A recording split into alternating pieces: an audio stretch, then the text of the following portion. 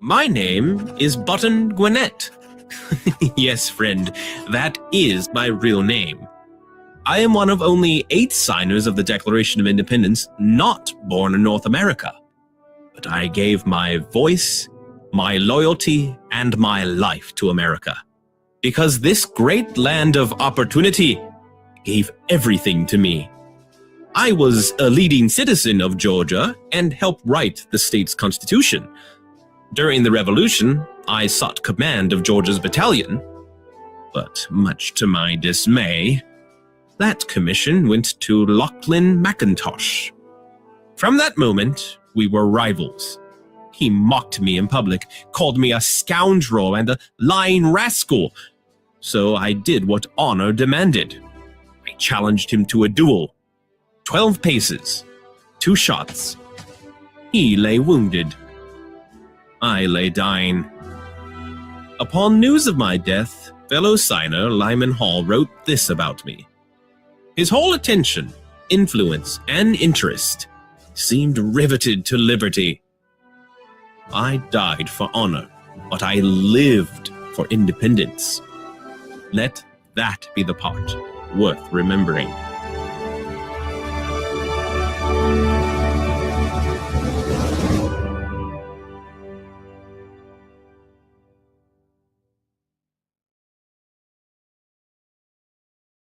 And the Supreme Court tomorrow is going to hear arguments about your executive order trying to get rid of birthright citizenship. And I'm going. You're going to go to the Supreme Court tomorrow. So. I do. And just sit there and listen. Because I have listened to this argument for so long, and this is not about Chinese billionaires or billionaires from other countries who all of a sudden have 75 children or 59 children in one case or 10 children becoming American citizens. This was about slaves. And if you take a look, slaves, we're talking about slaves from the Civil War. And if you take a look at when it was filed, all of this legislation, all of this, everything having to do with birthright citizenship, it was at the end of the Civil War. The reason was it had to do with the babies of slaves and the protection of the babies of slaves. It didn't have to do with the protection of multi-millionaires and billionaires wanting to have their children get an American citizenship. It is the craziest thing I've ever seen. It's been so badly handled by legal people over the years. If you look at the original birthright citizenship papers, they all happened right after the Civil War. The reason was it had to do with the babies of slaves. And hopefully it's going to say, because our country is being scammed. We're getting all of these people, they're selling the rights to them. People are making a living, a big living, getting hundreds of thousands and even millions of dollars from bringing people in and saying, congratulations, your whole family is going to be a citizen of the United States of America. That's not what it was for. It wasn't for billionaires bringing people in or family in. It was for the children of slaves. And what you really have to do, and I don't think the lawyers talk about it as much, look at when the Civil War ended and look at the date of when this was enacted. Okay. Have you ever been to the Supreme Court before? Is this going to be the first time going to the Supreme Court? No, I went once before, the opening of the Supreme Court in the last administration. And which justices will you be listening for most closely? I love a few of them. I don't like some others.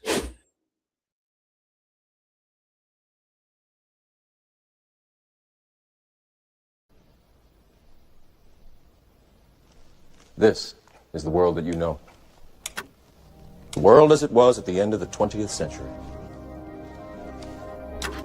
It exists now only as part of a neural interactive simulation that we call the Matrix. You've been living in a dream world, Neo. This is the world.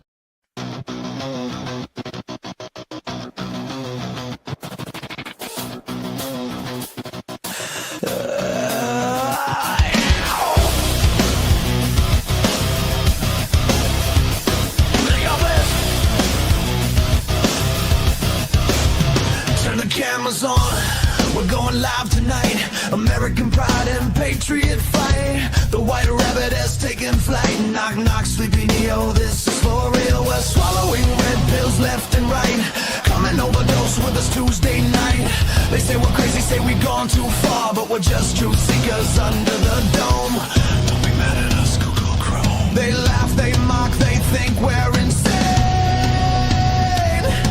Please just use your effing brain. This is the UPC where real Americans are standing up, taking control of the matrix we keep dying for. You don't like it, you can leave. If you wanna complain, call the damn 6 screens, cause we're already detached from deep state machines. They say we're crazy, they say I've gone too far, ready to drown us with feathers and tar. If you're still in our country, we haven't gone far enough. They love to hate us, thinking we've gone insane, but we could care less, they don't know our pain. This is the UPC where real Americans are standing up, taking control of the matrix we keep dying for. You don't like it, you can leave. If you wanna complain, call the damn 6 screens, cause we're already detached from deep state machines. This is who we are, we bleed red, white, and blue. We're never gonna stop Trinity. This ain't no place for sensitivity, not even worried about our credibility. When it's all in flames, don't call me to light the flare. Don't call me to light the flare, because no one is coming to save us, Jesus Christ. Don't call me to light the flare. But if I say Christ is king, oops, I'm anti-Semitic too. This is the UPC where real Americans are standing up, taking control of the matrix we keep dying for. You don't like it, you can leave. If you wanna complain, call the damn 6 screens, cause we're already detached from deep state machines.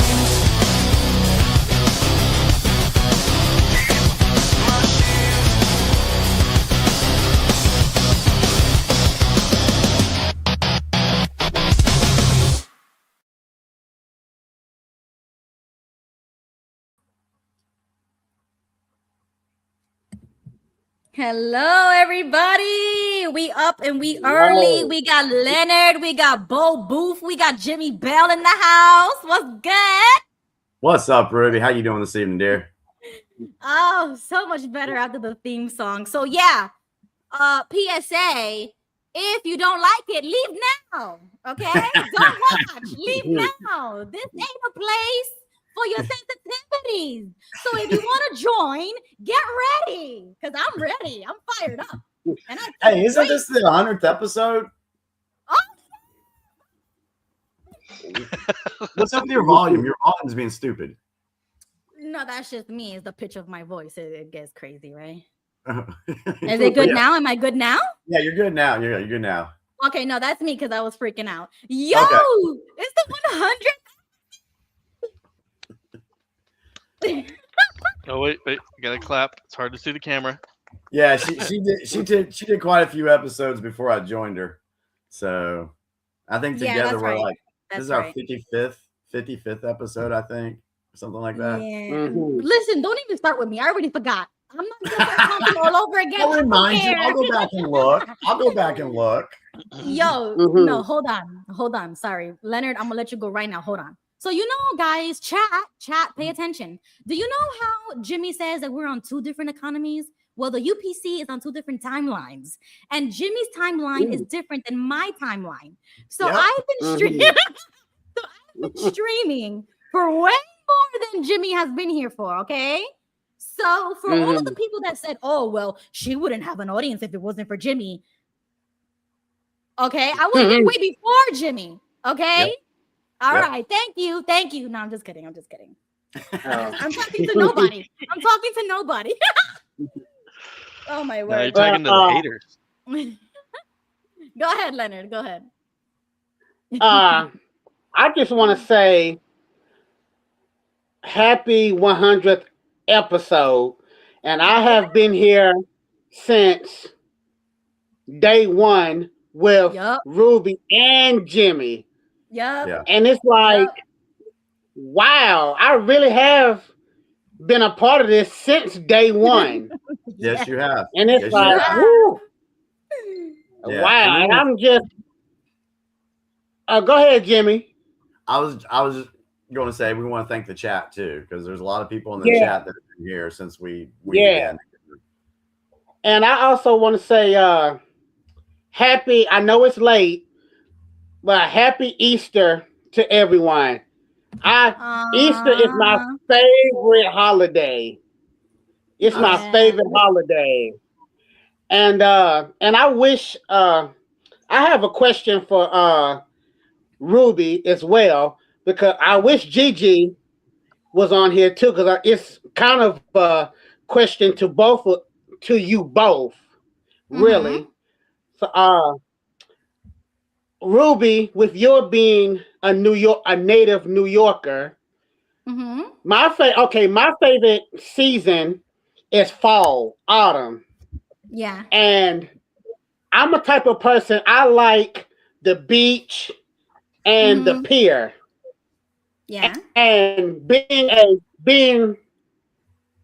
with fall being my favorite season, love to see the browns, the yellows, the golds, the reds, the greens during that time of the year.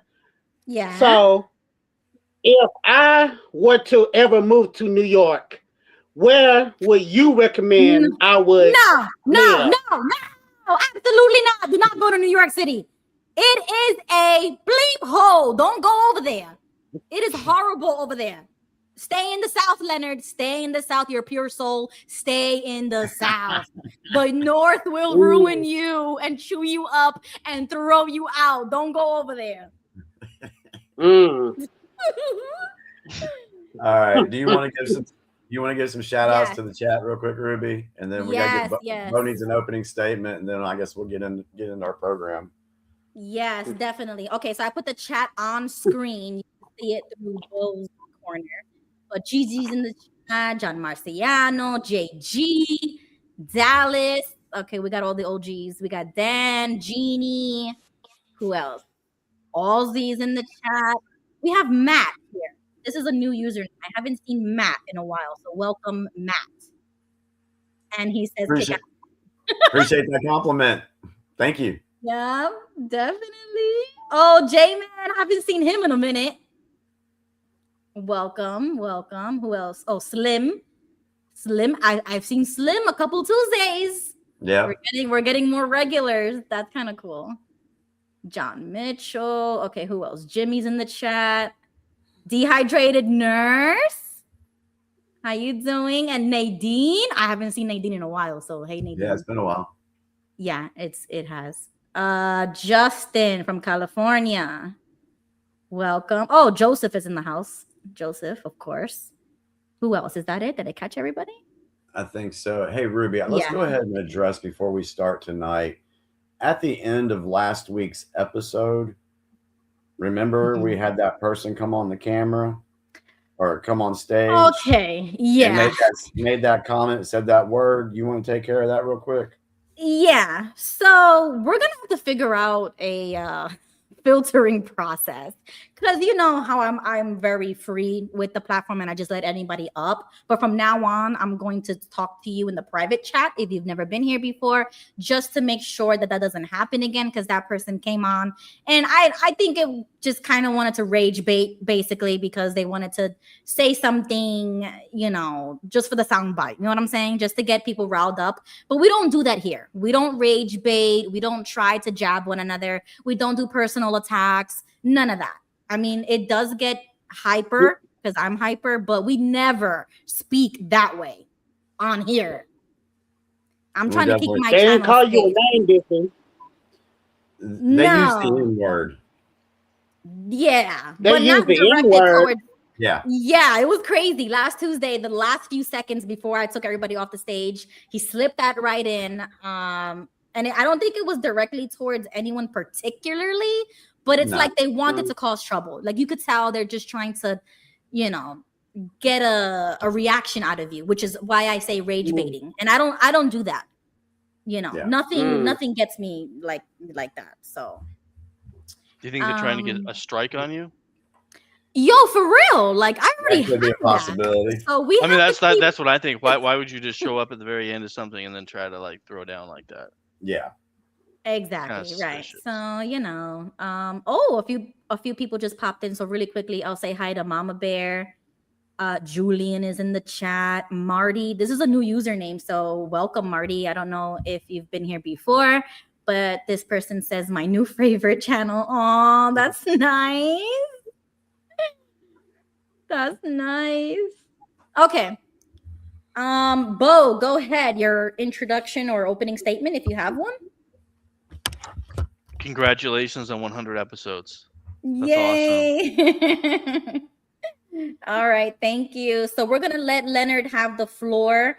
I'm sorry we took so long for the intro, Leonard, but we're gonna go through amendments 3 and amendment 4. If you want, I have it on screen. I could read it out, or if you want to read it, you could read it. Let me know what you want to do, and we'll go over it together. Okay, I'll read Amendment 4. And Ruby, since you have it already pulled up, just make sure if our amendments are reading the same thing. If not, you can reread it yourself. Amendment 3. Yeah, start from 3. Go ahead. No soldier shall, in time of peace, be quartered in any house without the consent of the owner, nor in time of war, but in a manner to be Lord, how about to call it something? Prescribed. Did I say it right? Yeah. Prescribed. Yeah. By law.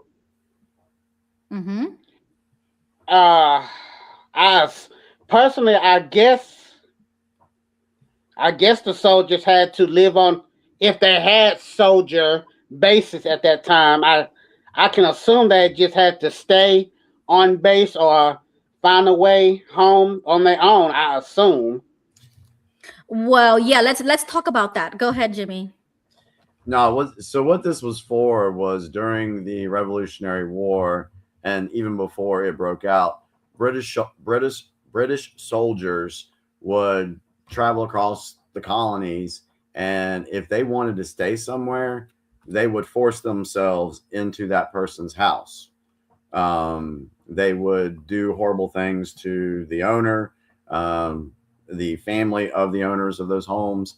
So that's what they were doing, is they were taking these houses for themselves so that they could stay there. So that's why this amendment was put into place, that no soldier in time of peace be quartered in any house without the consent of the owner.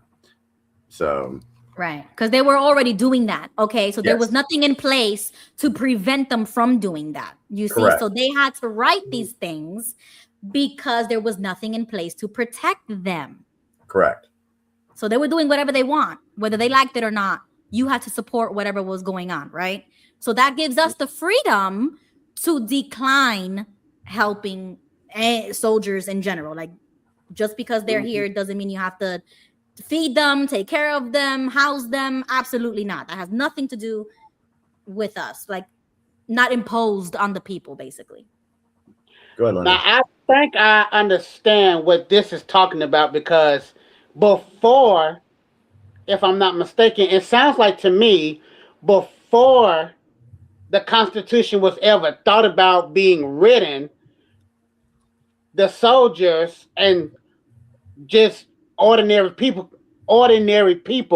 could just do whatever they wanted to do. There were no laws. Right. There were no laws, and honestly, I don't think there was any policemen. If there were any policemen, they really didn't have no say so. They just had to go along with the program. Right. Yeah, what I did find. Oh, sorry. Go ahead, Jimmy. Go ahead, Ruby. Well, that's why they had militias. So that would be the local type of police that would police the area. But this is talking about something different. This is talking about soldiers in times of war and stuff like that. So that was to prevent them from imposing themselves in your homes and taking your items, your possessions, everything. That doesn't, they needed to put that in place because that's what was happening before. Mhm. What I found interesting in this amendment, it says, but in a manner, nor in time of war, but in a manner to be prescribed by law. That is kind of an open-ended thing right there. I hope we would never have to worry about that, but it does leave the possibility open that if there was a law passed, that this could happen. But that's never happened before. I don't think the American people would be up for that anyway. So I just found that to be interesting. There's kind of a loophole there, in my opinion. Okay. Do y'all read it differently? What do y'all think in the chat? Yeah, if anybody else has anything, you can add right now. You can chime in. Go ahead. What you guys were saying, from what I've seen from documentaries and stuff, that is pretty dead on. It was because the soldiers would come in and they would just take the property. They would kick the people who are there out, take their everything, their food, their supplies, and then move on. Yep. And basically, they're just basically stealing legally. Yeah. Right. And people are just. I mean, could you imagine this day and age if someone just comes in your house, like just takes everything and then? That's why we have guns. So the second one already protects you from that. I don't even care if you a soldier in my own country. You ain't coming in my house. I don't know you. Okay. So that protects you from a lot of things, right? Yeah. We got Diasiss on the stage. He is our special guest for tonight. If you want to chime in, go right ahead. You know what I'm saying? But we're going to get to you in a minute. Okay, no problem. Hey, everyone. Okay, great. Okay, awesome. Go ahead, Leonard. Do you want to say something or do you want to go straight to the Fourth Amendment? Yeah, I have a question about what you said, Ruby, with the right to bear arms and with the soldiers. God forbid if something like that was to happen and a homeowner shoots a soldier, would that homeowner be responsible and be thrown in jail, or would that soldier just had it coming? And that's kind of on the fence with it for me. Yeah. That's a great question. What do you guys think? I don't know. My first opinion on that, instinct would be on that, is if we got into a situation to where it was left open to the courts to say, but in a manner to be prescribed by law, if that actually passed and they were able to do that, and a homeowner did what Leonard suggested that homeowner would do, then because a law was passed, that homeowner, in my opinion, would probably be violating that law and can be held up for charges. Yeah, but there is no law. So there is no law now. There is no law, but there is that amendment. So it would protect you. And in the state of Florida, you have the castle laws. So if somebody comes on your property, you have every right to shoot first and ask questions later. So that's all I'm gonna say about that. Well, let's just hope that latter part never has to come into play. Right. It would be chaos at that point. Because once you go that route, it's kind of like Civil War type stuff, Walking Dead type stuff. And nobody would survive that. You know what I'm saying? Because everybody has guns. We'll be shooting everybody. So it would accomplish nothing. Yeah. Right. So we have to keep it civil, basically. What's the chat saying about this particular amendment? Let's see. Joseph says it depends on state law. So I'm glad I mentioned Florida, because that's a great example. Gigi says, look at what they did during the Civil War to plantation owners. Oh, yeah. Yeah. Mama Bear says it. Go ahead. What Gigi said about the Civil War, I don't want to get ahead of myself, but I will be writing that down in the composition here, and I would like for us to discuss that as well. Definitely. We've talked about that multiple times. And please do more research than just the surface level mainstream. Please, I beg you, because that's the whole point of why the Civil War happened the way it did. And a lot of people basically got stolen from because unfortunately those people were property and they were money. So they didn't view them as people, they would view them as property, and they lost out on that. So that was the whole thing. But you know what? Let's digress because that's a whole topic and we could go all night with that one. Yeah. British Quartering Act. That's what it was called. Oh, this amendment? Well, the reason why it was put in place is because it was the counter a law called the British Quartering Acts. Oh, it was a counter to a law already, huh? Yeah, from the All right, British. so what did the British Quartering Act say? I don't know. That's what I was going to ask you guys. I was going to ask Leonard. Yo, we don't do none of that British over here. No, we American. I don't care what they said, all right? We already got our independence. Yeah, don't even ask those questions. We won. What they said doesn't matter. Yeah, who cares? Like, what? But now I got to know. Okay, so write that down. That's your homework, honey, because I'm not worried about them. I'm worried about America. It's real easy. Sorry, it's real easy. The British Quartering Act. Sorry, you know I can't let that go. The British Quartering Act, 1765, 1774, were parliamentary laws requiring American colonies to provide housing, food, and supplies for British troops. They aimed to reduce costs for the crown after the French and Indian War. While not forcing soldiers into private homes, they caused intense friction, notably in New York, and were seen as taxation without representation. Right. Okay. Yeah. That's what it was. Same problem, and that's why they had to write it down because if not, it would have continued the way it was. And no, we were seeking independence. That's what it means. We are independent. We say what goes. It's not what the king says. Yep. All right. So Gigi, Gigi just joined us. I was going to add. Go ahead. The British required that the colonists house all their soldiers, and that was done in 1765, and that's why the Third Amendment was back to 1765. Yeah, but they didn't. Well, I know Leonard's going to bring it up with the Civil War. They certainly didn't abide by that amendment during the Civil War. Okay. Good point. Well, they did. Look what they did to all the plantation owners. When the soldiers were hungry and thirsty, they barged in, took their food, the water, stole some of their horses. So and who's going to uphold to that law back in those days when there's a horrible war going on with both nations? I mean, not nations with colonies. Right. I'm sure it's the last thing they were thinking of was the amendment. Right.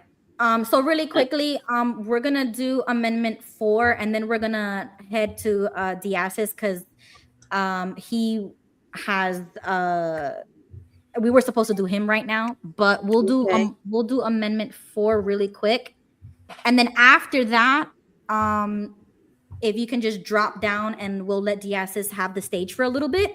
He's gonna present his case, and then we could come back up to the stage, and then we're gonna have a conversation. Not a debate. I won't call it a debate. I'll take it easy on you. But we'll have a nice conversation. Amendment 4. The right of the people to secure their persons, houses, papers, and efforts against unreasonable searches and seizures. I'm glad. I'm about to call it something else. Shall not be violated, and no warrants shall issue, but upon. Please. Oh Lord, I think I might need glasses. Probable cause. Let me see. But upon probable cause. Yeah, I could finish it. Supported by oath or affirmation, and particularly describing the place to be searched and the persons or things to be seized. Okay, this is a very important amendment, in my opinion. Yeah, so this is also in response to what the British were doing to the colonists as well. I mean, every amendment was because the British were violating American citizens. We didn't have rights didn't have the rights at the time, but they were violating just normal things that they should have been allowed to do anyway. So the British were coming in. They were destroying the houses. They were taking people's property. Yeah, they were doing all that stuff. So, and they were taking it for themselves. So that's why the Fourth Amendment was created. So yeah. But nowadays, the police uses it, okay? And they violate this sometimes because they have to get a warrant to search your house or your car. But now there's a loophole called probable cause. And I don't know if it's extreme of me to say, but I don't care what kind of calls you got. You should not be searching or seizing anything at all because I'm just a freedom extremist. Well, I would say, to push back on that a little bit, Ruby, I do agree that, if the police want to come in and search your home, they need to have a search warrant and they need to have probable cause. Now, was it because the probable cause helped create the search warrant? Is that why? Well, let's think about this. If there is a call to a house, let's say you want to do a medical check-in on somebody or a welfare check on somebody. Right. And so you got a dad and 3 kids in the house, and the mom, they're estranged. So the mom calls up and says, "Hey, Mr. Police Officers, can you guys go check? Because I think my ex-husband is abusing my kids." So I guess that right there could be considered probable cause. But when the police get there, if they get no answer at the door, but they hear kids crying and screaming, I'm all for letting them go in. Me too. Okay. I mean, because you don't know this what amendment is. Yeah, but this amendment was specifically written to not let that happen without the warrant. You see what I'm saying? It's like you can't just go in there because somebody tipped you off or gave you their opinion. So even if there was, I mean, I don't know. This is the gray area. You see, Leonard, this is why a lot of these conversations, they need to happen. You know what I'm saying? Like everybody has a different definition. You know what I'm saying? So when you're reading these things, just take into that account, do your research, see how you feel about this. What's your opinion on this? And then you move forward, because how many times has there been people busting in people's houses and then they shoot the person by accident, like Breonna Taylor, or I think that was her name. And then they start this whole thing. You see what I'm saying? So I don't know. Sometimes it causes chaos. That's why there's constitutional lawyers. Yeah, that's a fact. Yeah, that's true. That is true. All right. Any final thoughts before we move on to Diasiss? Yes. I'm just going to say the Bill of Rights makes up the first 10 amendments of the Constitution. And Jimmy was right. Just to add to that, there's the legislation part of it, which makes the laws, the executive that carries out the laws, and the judicial that interprets the laws. So, and it's been 800 years of constitutional rights with the first 10 amendments to the United States Constitution. How many years? And it's all from the beginning of the Revolutionary War. How many years? Did you say how many? 800 years altogether. So it goes way back to the Revolutionary War. That's where the First Amendment came into play. Then you had the Second Amendment with the right to bear arms, and then you have the Third Amendment, the Fourth Amendment. And the First Amendment is the most important because there's 5 rights that were put in the First Amendment. The first right is the freedom of religion. The second one's the freedom of speech. The third one's the freedom of the press. The fourth one is the freedom to assembly. And the fifth one is the freedom for the right to petition. And I'm sure they have addendums to all those as the years have gone by, and especially in today's day and age with the freedom of speech, with especially as in lieu of all the protesting and stuff. Do you have the right to assembly peacefully? Yes, but not violently. Right. Gigi, I gotta say something though. It was only like 250 to 260 years ago. Well, according to the lawyer, who's a constitutional lawyer, he said 800. Okay, 1700 plus 800 is 25.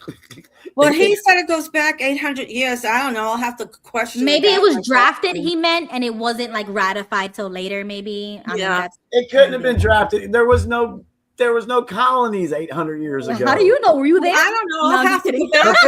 The first Go back was and talk to him. 1607. Jamestown. Well, how many years did you come up 1607. with? How many years did you come up with? You know, they say George Washington wasn't the first president. Like there was presidents before him. But So, I'm going with the okay, year. like I'm a numbers guy here. Jamestown was in 1607. Okay. right. So that 800 Let me years. get my calculator out. Oh gosh.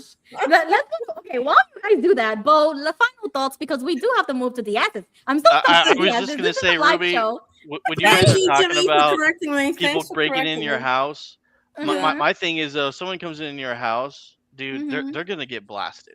Oh, That's what should happen. Because you don't know who they are, especially if you're sleeping and you don't hear them. And all of a sudden, boom, your door open, and you see people in a dark costume. You don't know who it is. You just waste them. That's what you should do.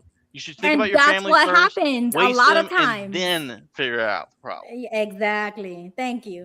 All right, real quick, a roundabout Aussie. Okay, I can get down with this. She said it was part of the Magna Carta. Now the Magna Carta. There we go. Now that I can get down with, because that was like in 1215.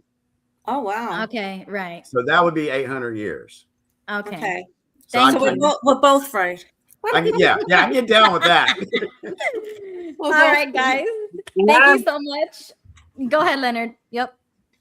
And I just want to say, I'm glad you all brought up the 13 colonies, because after we finish with the amendments, that's the next thing. When my turn comes back up, that's the next thing that we're going to discuss. So you already dictated my show, damn. Just slow down and hold the thoughts on the 13 colonies. Okay. I'm waiting for Leonard to start his own YouTube channel now. Yo, it was lit, Leonard. Thanks, Leonard. Thank you, Leonard. Thank my you. word. All right, I'm gonna put you guys can stay. I'm just gonna put you backstage, and then we're gonna move on to the next topic. But thank you so much, Gail, for joining. Thank you, Leonard. I love you guys. You guys make me laugh so much. So sorry if I'm a little all over the place, all right? But we got can you please tell me how to pronounce your name? I'm so sorry. How do you pronounce it? Yeah, so it's Diasiss. Diasiss. Diasiss. All right. I make no promises. I don't think I'm gonna remember that, but we got you here. I'm gonna just call you D. Hey D, what's up? That works. Okay, all right. So D wants to talk a little bit about Iran. Now, I did read your posts, but I want to give you the floor to kind of just bring it up yourself and give us your opinion first, and then we could chime in. So whenever you're ready, go ahead. Absolutely, no problem. Can you hear me okay? Is it a coming little through low, good? but we can hear you all right. You still a little low? Yeah. Hold on one second. I could also hire it from here, so let me know. Okay, hold on one second. Oh my word. Yeah, and I smoked a cigarette before coming here, so I felt really, really mellow. So when I do this, that's where I'm going, is I'll be going to go smoke a cigarette. Yeah. How does it sound? Is it picking up pretty good? Yeah, you go ahead. we can hear you. Go ahead. Yeah, I just really want to talk about this Iran war, because I feel like we're hearing a lot of one-sided news from our media. And I mean, granted, all sides are going to say their side is winning. Usually every side is going to say, hey, we're winning, we're doing good, they're doing terrible, and vice versa. But I feel like not enough people are really talking about the Iran war right now. I'm seeing a lot of people post up stuff of, pictures of food and fun and funny stuff. And it's like, we're damn near in World War III. And nobody's talking about it. Nobody's talking about what's happening in Cuba right now and how we're starving them out. I don't know if you know this, but, here within the last 24 hours, looking at Trump's most recent post where he talks about how he's going to comply with their 10 guidelines. I don't know if America realizes we've lost this war. We have effectively surrendered to Iran. What? Where'd you read that? Well, a lot of sources. I'll show you. Yeah, you can share your screen if you want. I think it'll allow you. Just hit the plus sign at the bottom there, and you can share screen. Well, the problem is that I'm looking on my computer right now. Oh, okay, no problem. All right, so Midas Touch, which, as we probably know, hard left. I get it. I do realize that different parties can be very biased towards the other parties, but I believe this to be generally true because I'm hearing it from multiple sources. All right, so they had a commitment to non-aggression. Okay, Iran, 10 of their demands were a commitment to non-aggression. I want to highlight just a couple of them, though, so we don't take forever here. I'm going to keep it really brief, fast, and to the point. Yep. So acceptance of uranium enrichment. One of the main things that we supposedly went over there for, that a lot of people died for, that I feel like we got humiliated over, was to stop the enrichment of uranium. Well, after America has tried their damnedest to defeat the Iranians, they couldn't. And now Trump, after saying he was going to end their civilization, or he implied that civilization was going to end, but I think a lot of us kind of got the gist of what that meant. He's now agreeing to all of their demands. And I think that says a lot, not only about us, but about the capability of Iran. That means that none of our strategic objectives were achieved. None of them.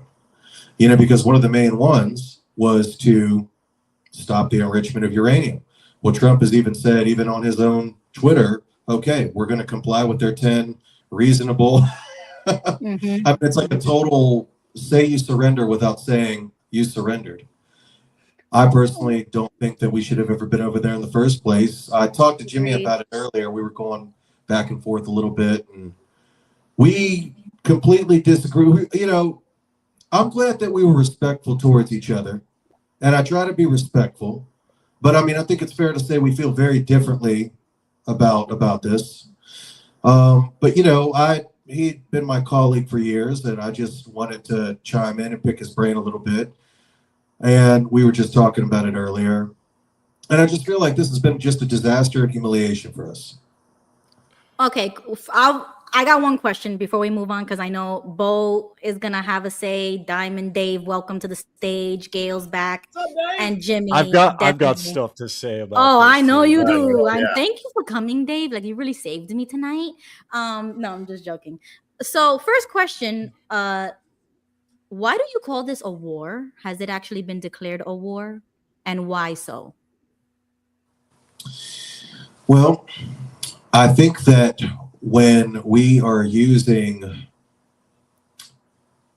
military aircraft carriers, missiles, trying to get boots on the ground over there, trying to invasion, them destroying our jets, humiliating us, and fighting back, Russia helping Iran with a lot of tactical intelligence, and China possibly getting involved, and all of NATO, as far as I know, not wanting to come to the aid of America.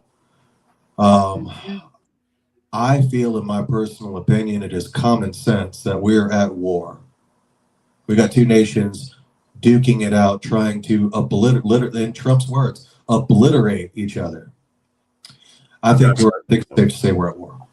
I was going to jump in real quick because I would say it's a war because even though Congress did not officially declare war, this is a war of ideology. This is a war of even nation building, because Trump in the beginning was talking about liberating the Iranians from a regime, right? And so the way I interpret that is there's different kinds of warfare. There's declared warfare, there's economic warfare, there's asymmetrical warfare, there's cyber warfare, and there's ideological warfare. And I am of the opinion this would fall under the ideological side because the powers that be in America do not like the way the regime that they installed in the 50s is now behaving, and now they're trying to change it back again. This Good is point. Vietnam Good point. 2.0. Good point. That was a great point, Dave. Jimmy, go ahead, chime in.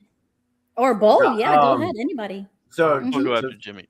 To follow up with Dave, yeah, this is definitely an information war. We've been saying it for a long time. I guess you could say information, ideological. That could be the same thing, in my opinion. But for the most part, for me, yeah, I know a lot of people are calling it a war. I'm thinking that, in my opinion, this is more of an operation, a military operation. And the reason I say that is because there have been several presidents that have done things. Bill Clinton, 1999, Kosovo bombing campaign, 98, Operation Desert Fox, 1995, Bosnia NATO airstrikes, 1993 to 94, Somalia operations. Then you had Barack Obama, 2011, with Libya intervention, 2009 to 2017, drone attacks in Pakistan, 2014 to 2017, air campaigns against ISIS, and 2011 raid killing Osama bin Laden. So did the media and did the people of America call those incidents wars? No, they called them operations. So that's why. Yeah, or conflict. They never said war. So that's why I don't view this as a war. Now, if ground troops went in from our side and ground troops went in there, then it would fall in line as a war, because then that would look like the Iraqi war. Everybody calls that the Iraqi war, Gulf Storm, whatever. War. Thank you, Gulf War. So that was because we had troops landing on those places. So far, we do not have boots on the ground militarily in Iran. Can I ask about your opinion about we're getting decimated or lose? Like, you're aware that they don't have a Navy, they don't have an Air Force, they don't have airfields anymore. And as far as their actual, like they have mobile missile launchers, most of the radar system is completely decimated and gone.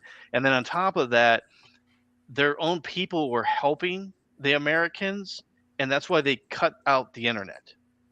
How do you? I mean, I'm just curious. How do you see we're losing when they've lost basically 90% of their military?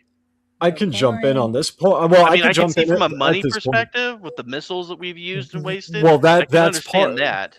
Yeah, that's part of it. I wouldn't say the U.S. is losing, and this is why I called it Vietnam 2.0. I would say it's more of a stalemate, because it's not a one-to-one comparison. America's going for brute force, but Iran is fighting asymmetrically. It's attacking bases all around, attempting attacks on Navy ships, but it's attacking American targets and its neighbors. It's targeting desalination plants, which will make millions of people without water. So it's not a matter of losing, it's adopting a more like asymmetric fighting style. And this is what it has done historically with Persia, because Persia is the only country to successfully, other than China, fend off the Mongolian Empire. I live in Mongolia. They also survived against the Romans. Now, the ancient Romans and the Mongolians both had superior numbers and brute force. So they're adapting that asymmetrical style. I would agree the U.S. isn't losing, but for Trump to turn around despite using that brute force and say, yeah, we're going to do what you want, that doesn't look good. And on top of that, like, Iran has done a huge amount of damage. Like, I've been seeing a lot of reports of like troops being evacuated from military bases. Their families are being evacuated. They're flying out on civilian airlines, right? And that's not a look that looks good for America at the end of the day. So at the end of the day, I call it Vietnam 2.0 because there was an intended objective. That objective has clearly not been met. And, Iran is still launching missiles at the end of the day. Iran is still shooting out missiles. It's got plenty more to go. Yeah, I mean, Trump's saying, oh, there's been a regime change. It's like, well, apparently not, because they're still blasting the shit out of us. Well, and on top of that, see, on top of that, there isn't a regime change because, okay, you killed the Ayatollah and you killed a couple people around him. Cool. But the overall regime is more than just two people. It's the entire structure under them. And curiously, the Iranian people are not revolting.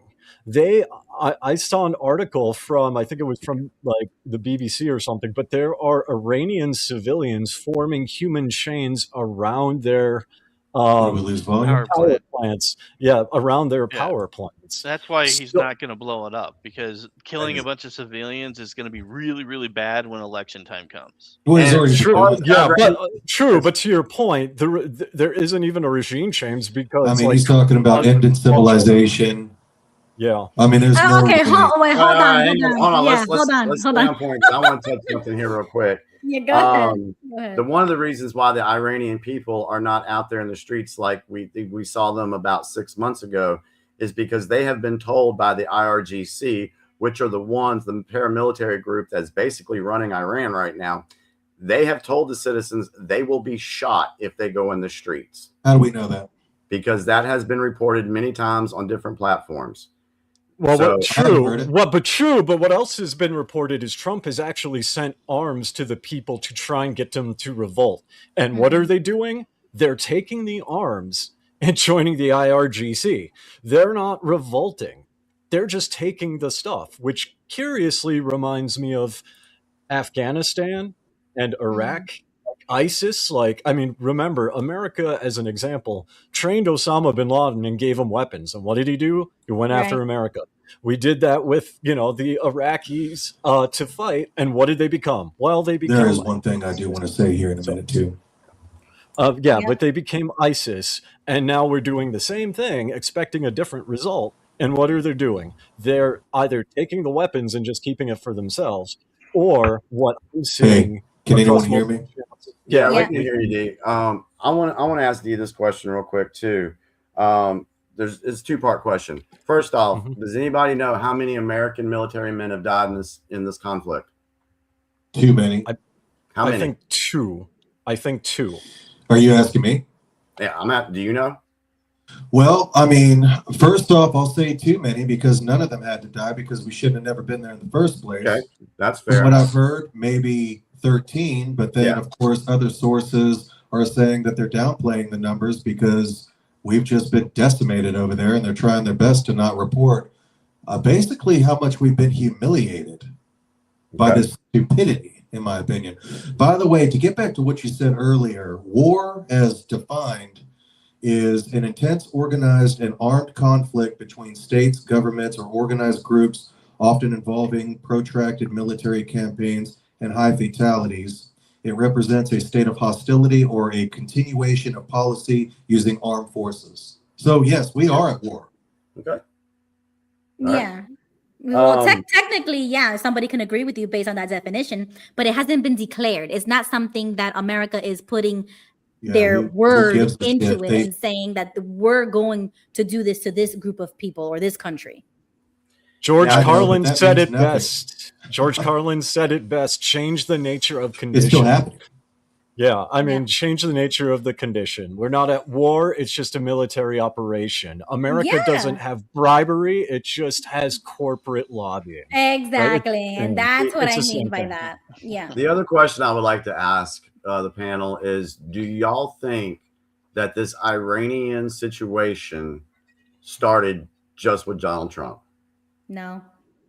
No, it started back in the 50s when America was stupid enough to meddle in the Middle I think East. Israel started it. I mean, they've had a beef since forever. That's none of our business. Well, Yeah, Yeah. I got no argument for that. That's a forever thing. It just throat since day one. Yeah, But exactly. I've got some information, after D says what he wants to say and everything. I've got some stuff I want to share with you guys on the historical aspect of what's going on with Iran, because everybody's saying, well, Iran's not a threat to America. Iran is just over there minding his business, and here we are over there just taking their oil. Yeah, that is so far not so far minding their own business. Never. Yeah, exactly. That's ridiculous. But there's a lot of people that feel that way. Well, yeah, and I mean the interesting thing about that, and this is something that I actually saw it back in the news in the States, was that I believe it was San Francisco was Hey, warning real quick, like guys. I'm not sure if something with my sound, but I cannot hear Diamond Dave for some reason every time he talks. Hop off and hop back on because we can all hear you. Yeah. I'll put the link in the chat. Okay, Yeah, all right, no problem. Okay. Sorry, Dave. All Go right. ahead. Go ahead, Dave. No, yeah, it's all good. So I find it interesting because I saw like the FBI was warning, I believe it was San Francisco, about how Iran might use drones to attack it. And I thought that was kind of hilarious because Iran does not have that capability, right? In order to go from Iran, you have to launch a drone over me through China across the Pacific Ocean. And Do you know hope and what they pray said about it though? The background behind that? They claimed that they had their own submarine, and the submarine was acting as the delivery point for the drones. So they were claiming that Iran has a submarine that's so sophisticated that it bypassed U.S. radar and then it was able to launch drones into our airspace. Which, by the way, I'm just going to tell you guys right now, that's not true. I've already talked about this before, but I know somebody that was involved with those drones, and those drones were used as like they were showing off to a company, and it came out later that company talked about it. Those drones are flying around that we all were saying they were aliens and people were shooting at them and all that stuff. And then the government was saying, don't shoot at them, and they wouldn't explain why. Well, it was because it was a government project where they were trying to get a company to join a government project. For drones. And I wouldn't be a bit surprised that the deep state faction of the United States wouldn't use something like that to try to build the narrative that we were being attacked by Iran. Yeah. Kind of like Iran, in my opinion, does not have. They have the drone technology, but they don't have the ability to build submarines that are more high tech than the United States. Correct. Yeah, they do not. They do not have that capability whatsoever. So I think that's just. When I heard that, I was like, no, that's just propaganda. That's completely made up. They just want to go to war. That's immediately what I thought. Yeah.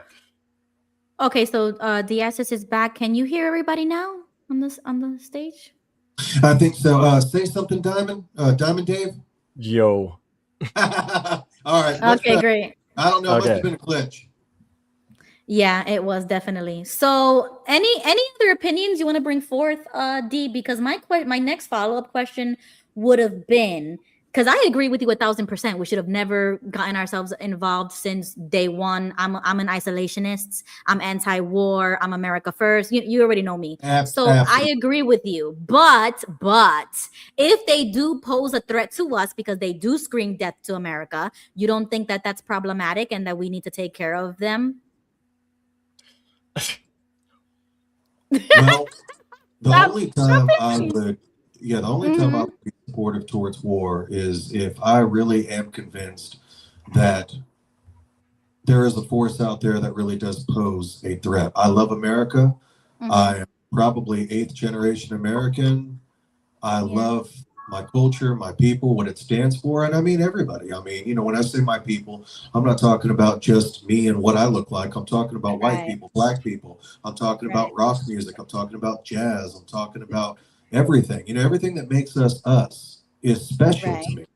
But they want to take us out, is what I'm saying. So if somebody wants to take you out, are you just going to sit there and just wait for something to happen? Or are you going to be proactive and protect yourself?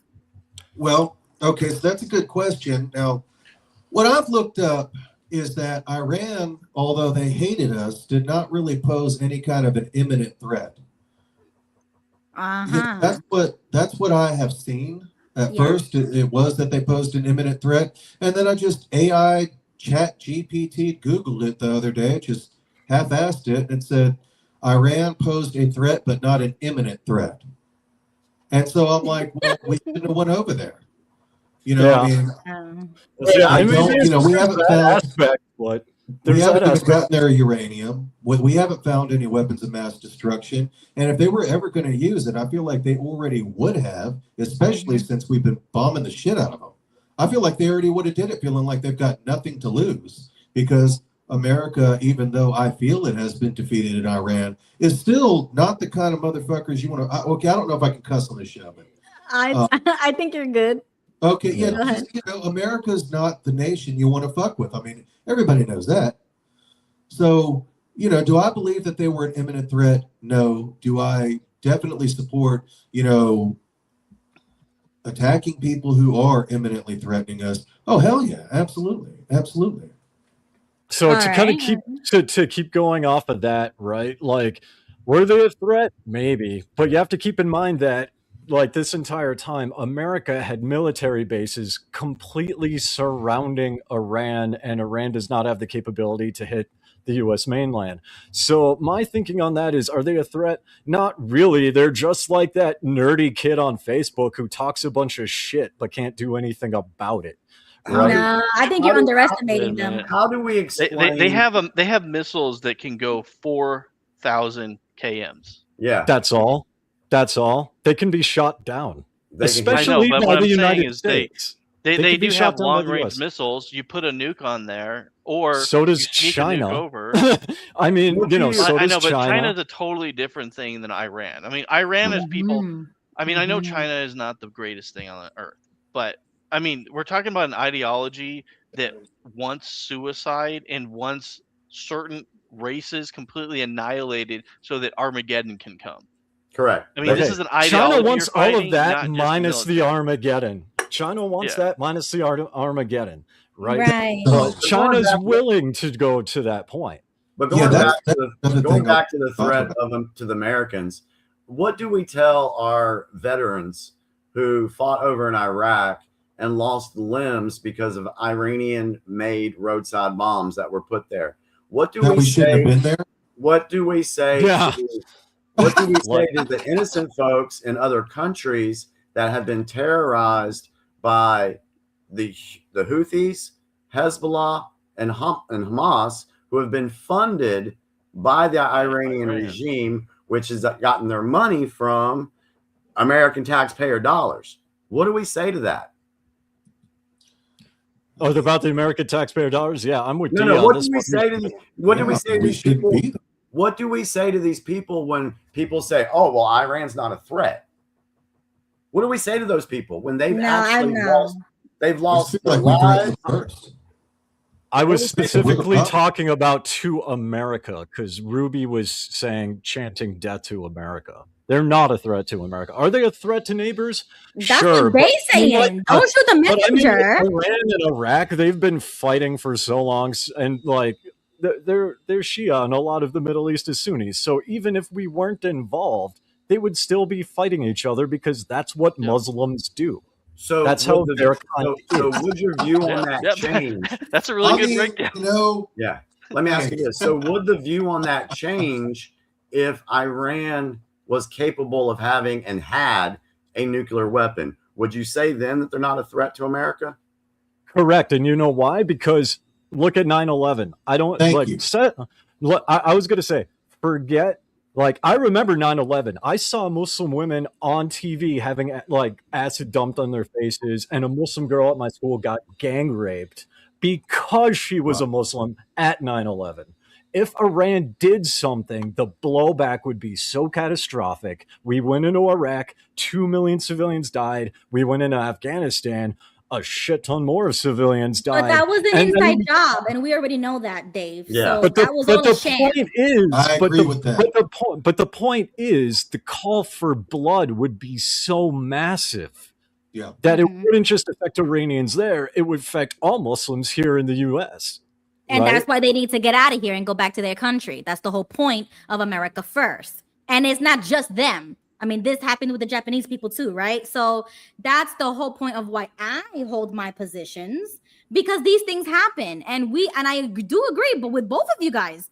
But at the end of the day, if we already put our foot there, we can't just let go. That's not how America operates. That's just not what we do. So we have to finish the job, unfortunately. Well, like in Vietnam or Afghanistan, like that. See, this is the problem I see that America makes, because with that mentality of we need to finish the job in Vietnam, guess what? Vietnam, still communist. Afghanistan, Guess but those what? The presidents Taliban weren't there long is- enough to finish it. So unfortunately, I don't think we have enough time for. Well, it's not that. Plus, Well, those that goes ones that goes back to advocated. what I was saying earlier. Is the people wanted to be communist. It wasn't just the Viet Cong. Today, people in Vietnam hate capitalism. No, Yeah, no, I've been to Vietnam. Yes, they do. Yes, they do. They hate Yeah, but that's capitalism. brainwashing. I mean, what? They want to be communist? Who said that? Yeah.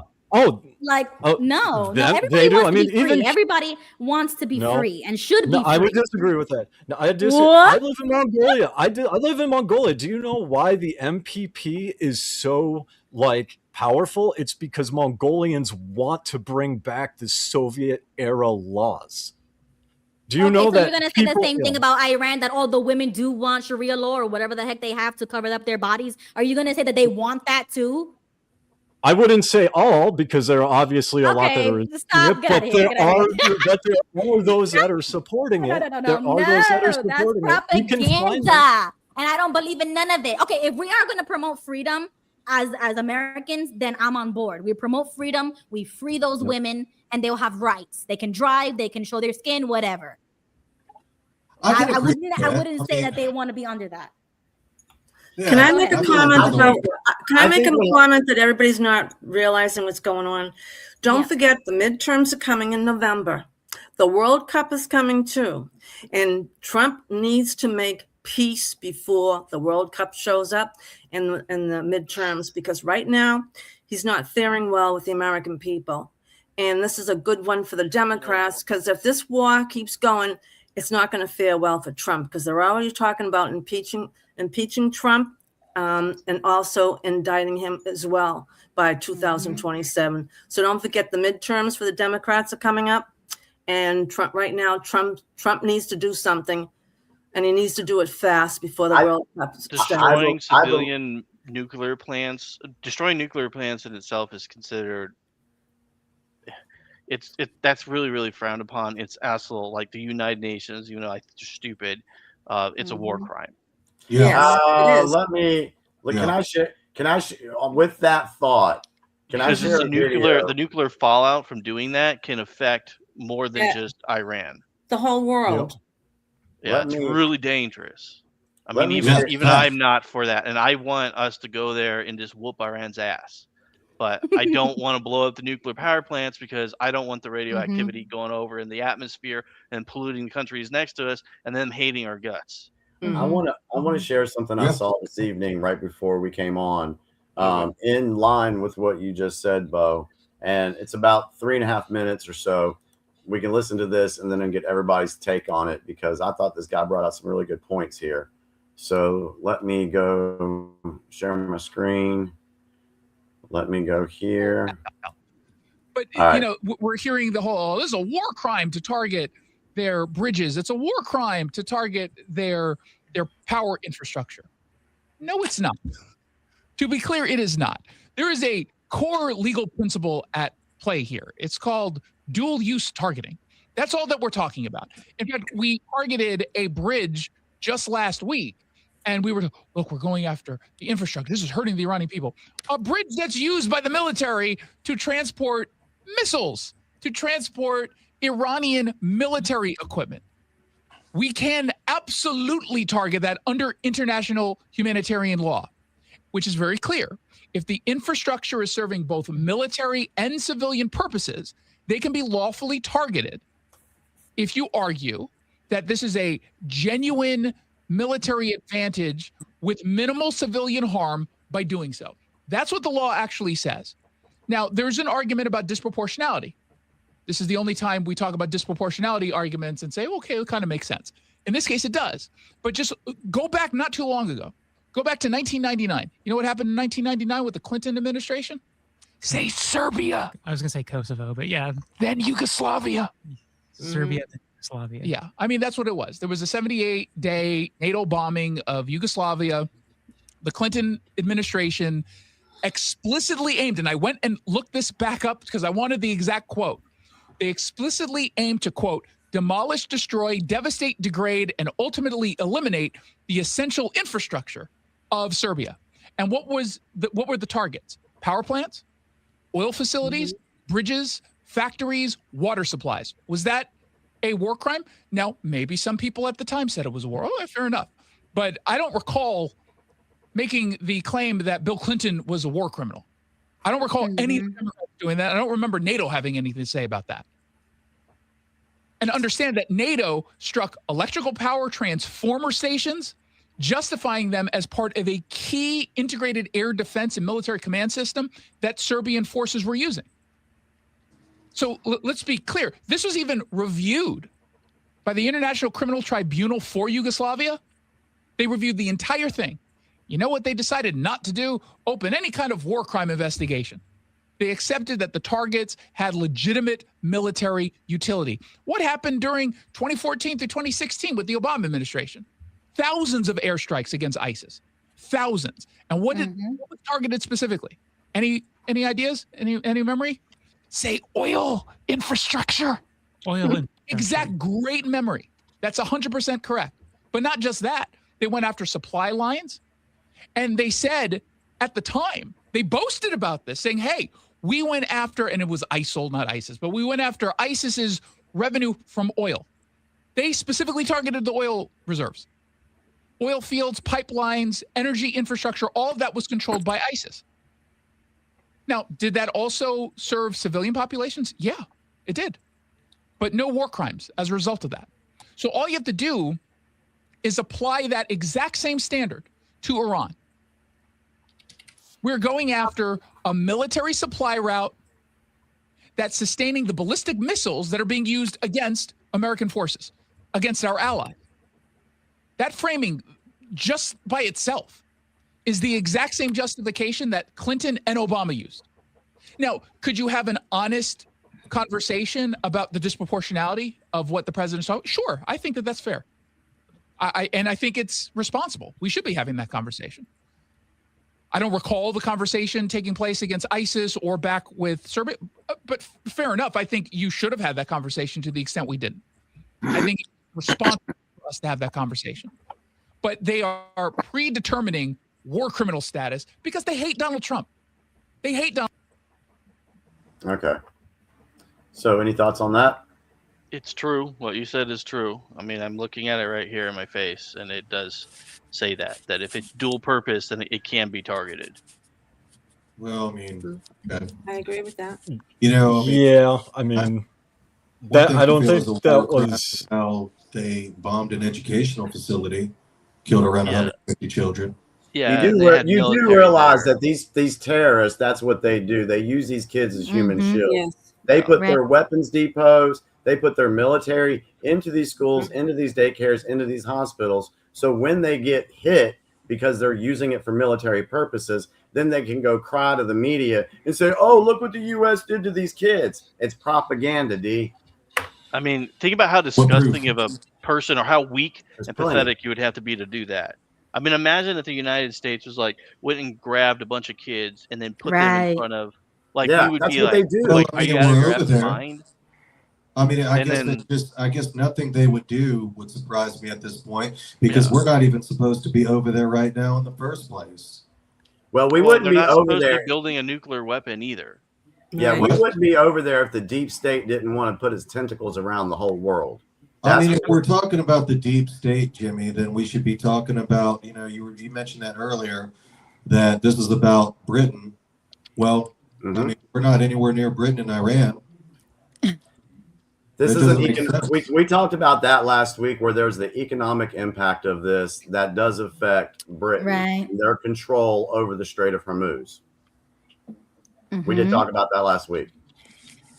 I mean, either way, I just feel like we shouldn't be there. Okay, hold on, pause, because I see JG's comments in here, and he's saying that Trump has no honor, saying, no, Ruby, the America that I believe in acts honorably. JG, please wake up. Please wake up. Since the beginning of the inception of America, it has been brought to or by blood. Okay, let's stop acting as if we're so nice and we're so honorable. No, and they aren't either. So you have to fight fire with fire sometimes. And does anybody remember when we used to say, oh, America doesn't negotiate with terrorists? Whatever happened to that? Yep. So please stop acting as if we're the nice guys, because we never were, we never are, and we never will be. So you have to grow a pair and you have to get involved. Honestly, you have to do your Can't be research, the get number one involved. military in the world and be the nice guys. Exactly. And Trump is going to say whatever he needs to say publicly to get them to bend the knee. So when he said that tweet, in my opinion, that was just for them to listen and learn, or else he's going to I have feel to like act the upon things it. that he's saying and doing are going to get us in World War III and eventually destroyed. No. I mean, I can say, so coming from this perspective, because my wife actually has family in China, like affiliated with the CCP. It won't be a world war. It will not be a world war because, like, as outdated as it is, mutually assured destruction is still a thing. Right. And at the end of the day, there's still a global world order. Now, what you'll likely see is what we're seeing over here is more countries are aligning with China, and African countries aligning with China, and countries choosing to kind of back away from the US. You'll see that, but that's not going to lead to a world war. And even though I that's the beginning of the end for us, though. I mean, I feel like that's the crumbling of our empire.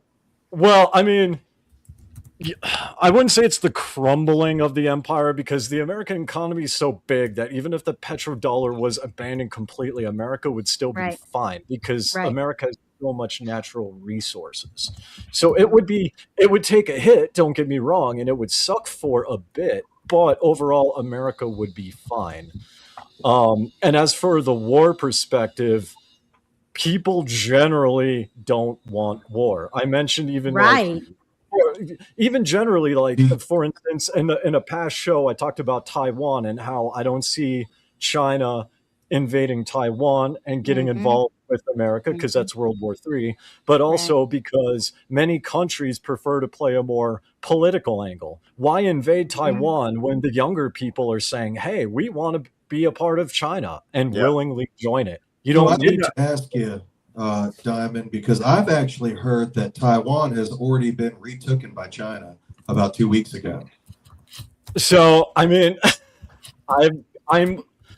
I'll be honest, I don't know enough about that. I do know that a couple weeks ago, Taiwan actually sent its leaders over to China to discuss reunification. Yes. Yeah. Know that. I said, I just feel like eventually, because of this war and because of Trump, that we have now scared the world so bad that I feel like they're going to start banding together to undermine us and eventually, maybe, I don't know if it'll happen in our lifetimes, but eventually conquer us. Never. Because we have proven dangerous. Never in a million years. Never. So here's the thing: I feel like that arrogance, though, is exactly why we're here in the first place. Well, no. So let me talk about it from a practical standpoint. Practically, there are more guns in the U.S. than there are human beings. Also, America is one of the few countries on the planet historically to be demonstrated, even in times of like Hurricane Katrina, where people magically set aside their differences and come together. Right. So America will never be conquered, and the force of the military, like you can even look it up online. If the US were to shut down all its bases and pull back in the US, Canada and Mexico couldn't even breach the border because of just how much firepower is there. Now, what would happen is economically it would be locked out, socially it would be locked out. And Ruby is an isolationist, so she's people. I'm for it.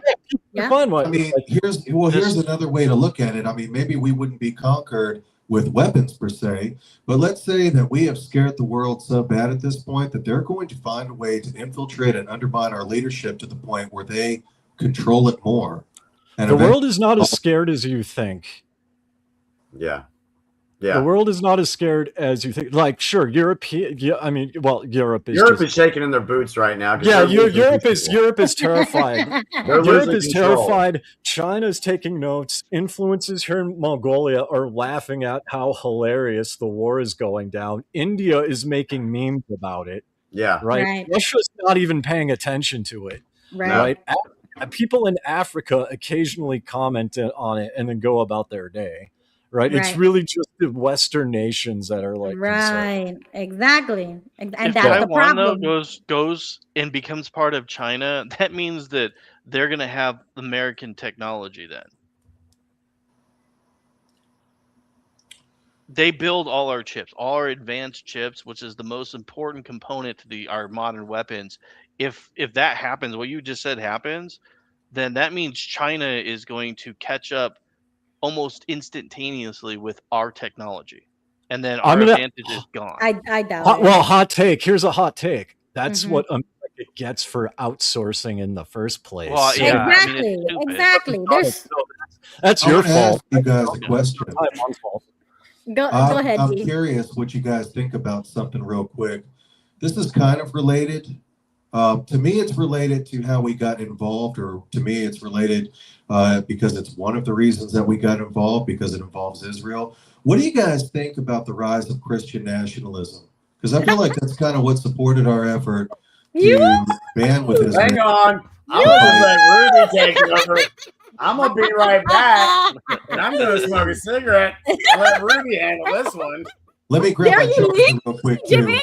One You're second. so wrong? Like, serious? Do what? Do what? No, I'll stay. I'm just messing with you. Go ahead. Hold on. Some people left their desk. I'm gonna wait till everybody comes back. Okay, that's a great question, Diasiss. Thank you so much for asking it. I gotta get a beer for this one. It's gotta be good. Yeah, I'm gonna dive into the chat. I'm gonna dive into the chat here in a second. Oh my but- word. I knew this was coming though, because we spoke on text. All right. And I So- said, so- oh boy. So before we dive into that, did we have any other comments about Iran and what's going on here? Oh my That we word. kind of So this is kind of my final thoughts. Like, at the end of the day, this situation, as well as just any type of country intervening in another country historically, not even America, just like in general, it's messy, it's bloody, it's gross. And the reality is, there's no like clear cut and dry answers that'll make everybody happy. Right. I mean, We'll agree with that statement. it's a sad reality of the human condition. Right. Yeah. Mm-hmm. Christian nationalism does not bother me, and hot take, because Christian nationalists are a bunch of pushovers. No, Right? absolutely. See, that's Well, why I you want to go gotta- smoke no, a cigarette before we talk about Go that. ahead, Jimmy. Do what you got to do, because first of all, everybody has to understand that I don't think you actually know what a real Christian is. So if we're gonna talk about that, then yes, it would be something to be fearful, right? Because they're so scary, and Christians want to impose their religion and mix it in with politics. Yeah, I get that. But a lot of laws, morals, constitutions, state constitutions, and state laws have already had Christian principles within it. So to say that the rise of this or the rise, it's always been there. You just haven't seen it until now, until the media wanted to condition you to be afraid of it. Because America is already a Christian nation. It's already in most of our things. We just have to enforce it. We haven't enforced a lot of these laws in a very long time. Like what, the 50s? I mean, I'll be honest with you. In my personal opinion, I hate the Bible. Jimmy knows this about me because Jimmy and me go way back. I think that the Bible and all religious, old religious books like that, the Quran, need to be completely and utterly, absolutely destroyed and erased. I feel like they need to never exist. I feel like I'm glad that Christianity is dying. I'm glad that not. As a Hindu nationalist, we're gonna have some words coming up here when it's my turn to talk. I'm sorry. There's a lot of conversions happening, and that's not even the political side of it. Okay, let's bring it back to the political side, because like it or not, religion is not going anywhere. That's just a human nature type thing. We all want to worship a God. We all have that nature within us. That's never gonna go away. Now, like we told Dave a few weeks ago, it really just boils down to which one you agree with, which one you want to follow, right? Like he said, he don't like the Bible. Okay, great. You don't have to like the Bible. But in the United States, in my opinion, as someone who subscribes to that ideology, well, I would say, well, if you don't like it, you can go. You can go to any other country that are atheist or Muslim or Buddhist or Hindu, like Dave. You can go to his country and have a great time. You can come here to Mongolia where it's secular and there's no state religion. It's beautiful over there. Except everyone worships Genghis Khan. So there is a religion. And that's a choice, right? So that's the majority of Yeah. your country, right? The people of the majority, that's the country Yeah. religion, state religion, Yep. whatever you want to call Tibetan it. Buddhism. Yep. Yep. Okay, there you go. So just like I, as the Christian nationalist, would never go to a country like Dave's and start imposing my religion on his country and his people. Granted that we're not talking about history here. I'm just talking about now. All right. Do not even bring up the Crusades, please.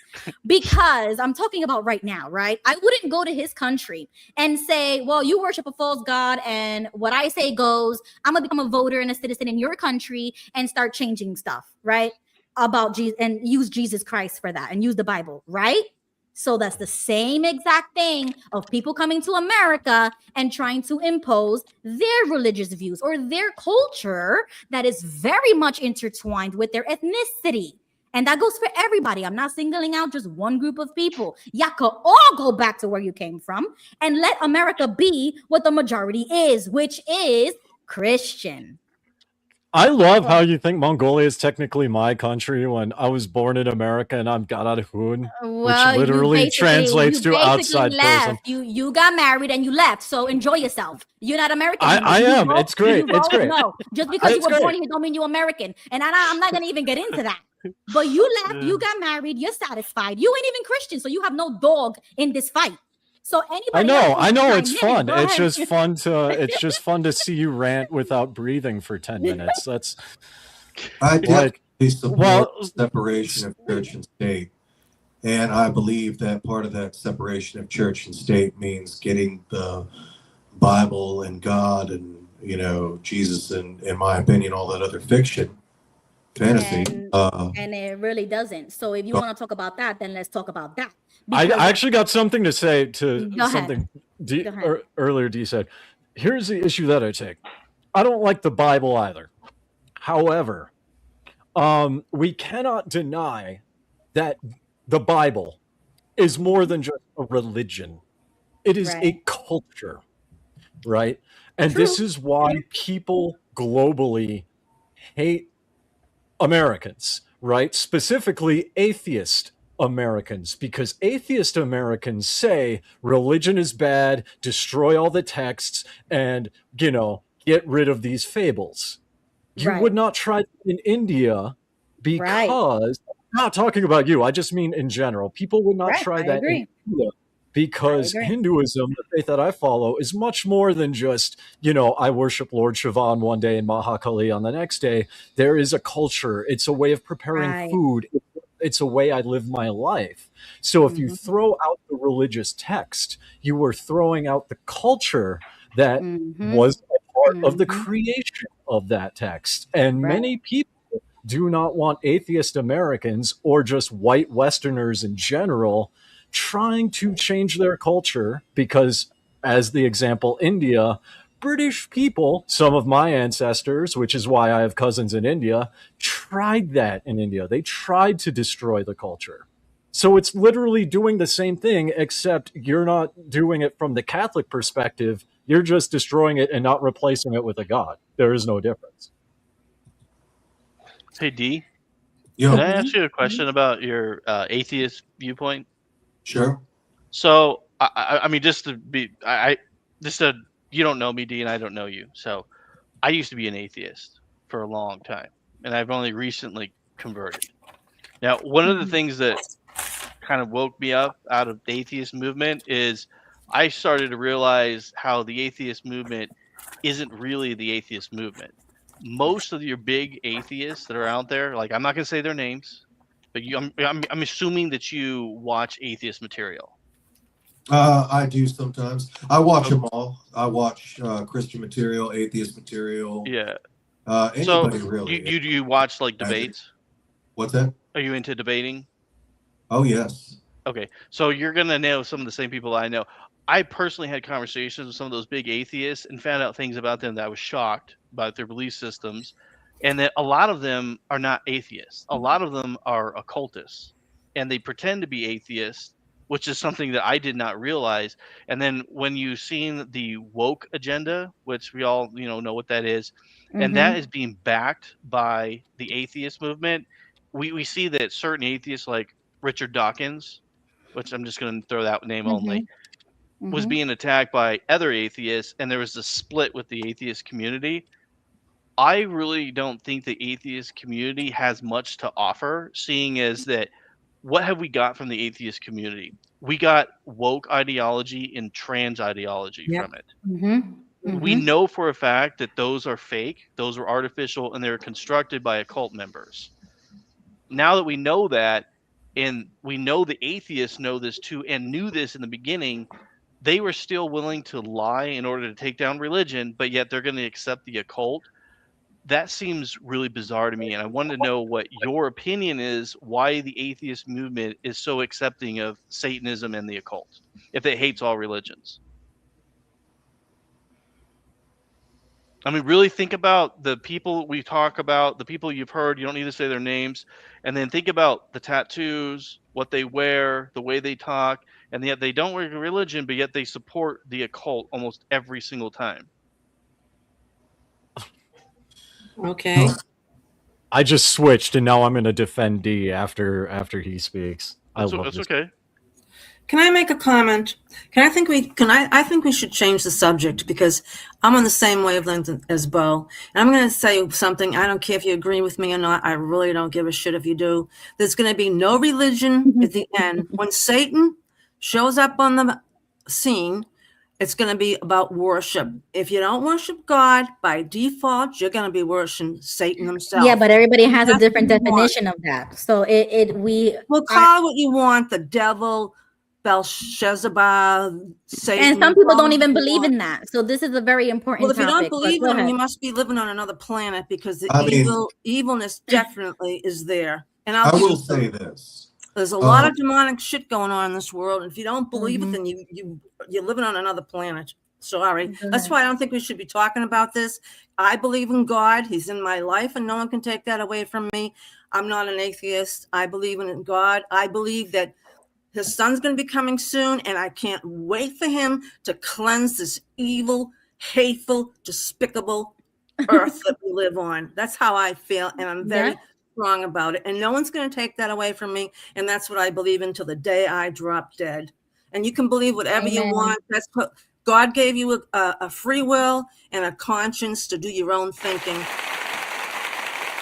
And I love these panels because literally I went from disagreeing with D to in 2 seconds now I'm ready to back him up. And I'm not Christian or an atheist. I know. Hold on. D got a question. Go ahead. For it. All right. Well, I want to say that Gail, I appreciate your passion. I'm going to try my best to answer Booth's question. Well, wow, that's a lot to unpack, a lot said there. And I didn't mean for it to segue into this either. I was just thinking about the whole Christian nationalism aspect. Oh, don't worry. I'm not done with you yet. Go ahead. Finish your sentence. Okay. Don't worry. Go ahead. Move on to something positive. Let's move on to something positive. Go ahead, D. Go ahead. Oh, come on. I want to hear D's response. All right, go ahead. Yeah. So I'm going to try to break it down and make it as simple and fast as I can. Philosophically, I am a Satanist. I absolutely love the aesthetic. Do I believe that there's a real Satan? Not necessarily. For me, it is more a philosophical creed. So, that being said, I'm not really sure how real Satan is either. I don't believe in the biblical God because I don't believe that there is enough evidence to do so. And I don't think that we would need apologists to explain him if he was really that real. And I think it's even more so true with Jesus, whom we don't have any writings of him, from him, or anything about him during the time. The greatest man in the world who even, healed the sick and resurrected the dead were written about. There is no writings. We have Josephus, we have Tacitus. Both are considered forgeries, and he's considered a complete work of fiction based on Hercules. So Well, I of course feel you're gonna that. feel that way. So Right, just but like hold on. Let him finish like the because we're not doing apologetics, but let him finish, and then we're gonna go back to politics. Go ahead. I mean, that's really it. That's my perspective. That's my opinion. That's how I feel. Okay, which makes sense. Okay, like no offense, but a lot of people with their religious or ideology or worldview is going to spill into their politics. So it makes sense. You know what I'm saying? Like it tracks. But let me ask you this. If you were in a country, let's say America, right? Majority Christian, and it did not align with your worldview at all, then would you still be living in that country trying to change something that probably would never change? Or would you rather go to a country where that's acceptable? Does that make sense? Like, do you want to fight for a position somewhere where that's unacceptable, let's say? Or would you rather go to a country and just say, agree to disagree, and I'd rather leave? What would your opinion be? Yeah, to answer your question, I think that like the apostates, we agnostics and atheists are winning. It's only a matter of time in the 21st century and age of the internet before people can look up the Bible and Jesus and just realize how unprovable it truly is. And people that are so powerful that did so many amazing works are easily provable. Jesus and God and the Bible and all of that are not. To quote my favorite Bible passage. But that's not the argument. That's not the argument. Would you leave the country that is majority Christian for a country that is okay with you, that allows you to be who you want to be and believe what you want to believe? Okay, so I don't believe that the country is Christian. Majority claim Christian, but world leaders tend to be satanic. They tend to be right. They tend to be Masonic. Right there. And that we were founded, we agree with you on that one. Right. We were found constitutionally, it was encouraged, if not directly stated, but it was heavily implied and encouraged that there shall be a separation of church and state. So to answer your question, I am in the right country. I'm in a country that promotes secularism, which is exactly where I should be because that. And I would agree with you because the society definitely does. But we're going to talk about politics. Now, one last question before I dive in. Do agree or disagree? Some cultures and some groups of people do not mix at all. No matter how much you try, no matter how much propaganda's on the TV to try to make people get along. Agree or disagree? Some people or groups of people just do not get along. Obviously. Yeah, absolutely. There's no argument to say that that's not the case. That's but I'm asking him because the point is to talk about the separation of church and state, because to his argument, he should be able to do whatever he wants, believe whatever he wants, and that the laws don't apply to him because, like I already stated, the laws are majority Christian principles, and he doesn't adhere to that. He doesn't subscribe to that, right? So I'm just trying to pinpoint where this all makes sense, because it's not just one person. I didn't say all that. But D could be a cultural Christian, though. Well, he just said he hates the Bible. All of our laws. Well, I know, come from but the that Bible. doesn't mean that's what a still cultural have, Christian is, and I say this as a Hindu because there's many cultural Christians who hate the Bible, but they go to church because they're cute and you're girls not a Christian. at You're Sunday not a school. Christian. You're not a Christian. Sorry. That's why I said in the beginning, you need to know what a real Christian is. So when we're talking about Christian nationalism, his ideology would be illegal. Right? That's what we're getting at. That's why he's saying. Sure. I was talking about the cultural Christian, like that Beau brought up, the cultural Christian, which is very different than a real Christian. Yeah, cultural Christians are not Christians. They're not true Christians. They're not Ruby. And they're not I'm me. not talking about them. We're talking about real Christians. We're talking about the Bible. We're talking about laws. We're talking about the Constitution. We're talking about, we get all of our laws from the 10 Commandments. So if we're gonna base a whole country based on that, like the founding fathers did, then you're ultimately going against what we stand for as Americans. But I what digress. makes you think that? I'm curious, Ruby. I have a question. I will digress because that's not even the point. The point is the separation of church and state. Yes, I agree with you. We're not going to appoint one church over another church or any other church or any other religion as the state's religion. Well, do you believe that our laws were founded off of the 10 Commandments? I mean, I'm not saying Definitely. I'm not saying that's not true. I'm just saying, how do you know that? What convinces you of that? Just read the Constitution, how it reads. Even state constitutions have the God within it. Just like somebody said in the chat, all of our politicians, we swear an oath on the Bible to tell the truth and nothing but the truth. So when we based everything on the Bible, then this nation is a Christian nation. Now, back to the I feel like that's a stretch. But okay. You can feel however you want to feel, but we're gonna talk about the facts. We're not going to put a certain religion as the state religion like England did, right? Because remember, the British people were coming over here to seek independence from that because the church was oppressing the people in their time, and they couldn't practice their heresies, or else they would be arrested or killed or whatever, right? So they wanted to come over here so they can practice their own denominations or whatever heresy they wanted, and that's why they wrote what they did. But they were Christian. They did not write that to say or allow other religions to come over here and try to use freedom of religion so they can practice their religion, which goes against Christian morals and principles and the West in general, because we are incompatible with them. They don't belong here. How do we know?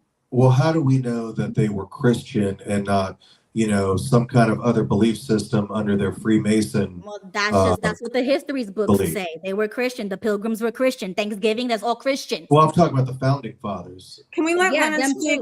Leonard wants to say something. Go ahead, Leonard. I just want to say this. Knowing where I stand biblically, spiritually, and scripturally, I am not going to enforce or push my convicted beliefs on anybody. That's not my place. That's not my responsibility. And that's not my judgment to do on anybody. Because personally, who am I to try to change somebody's mind or what they stand on and believe? That's was biblically, that's not my responsibility, because number one, I'm not God. I don't have no right nor the place to try to enforce somebody to become a born again Christian. Now, in that, I know a lady right now, I can assume she is, but being around this woman for a certain amount of time, I really don't think so. But she's a Christian, and she has tried to enforce people to become a Christian instead of just praying for that manifestation. Okay, that's fair. I'm just gonna pray and just leave it where it is.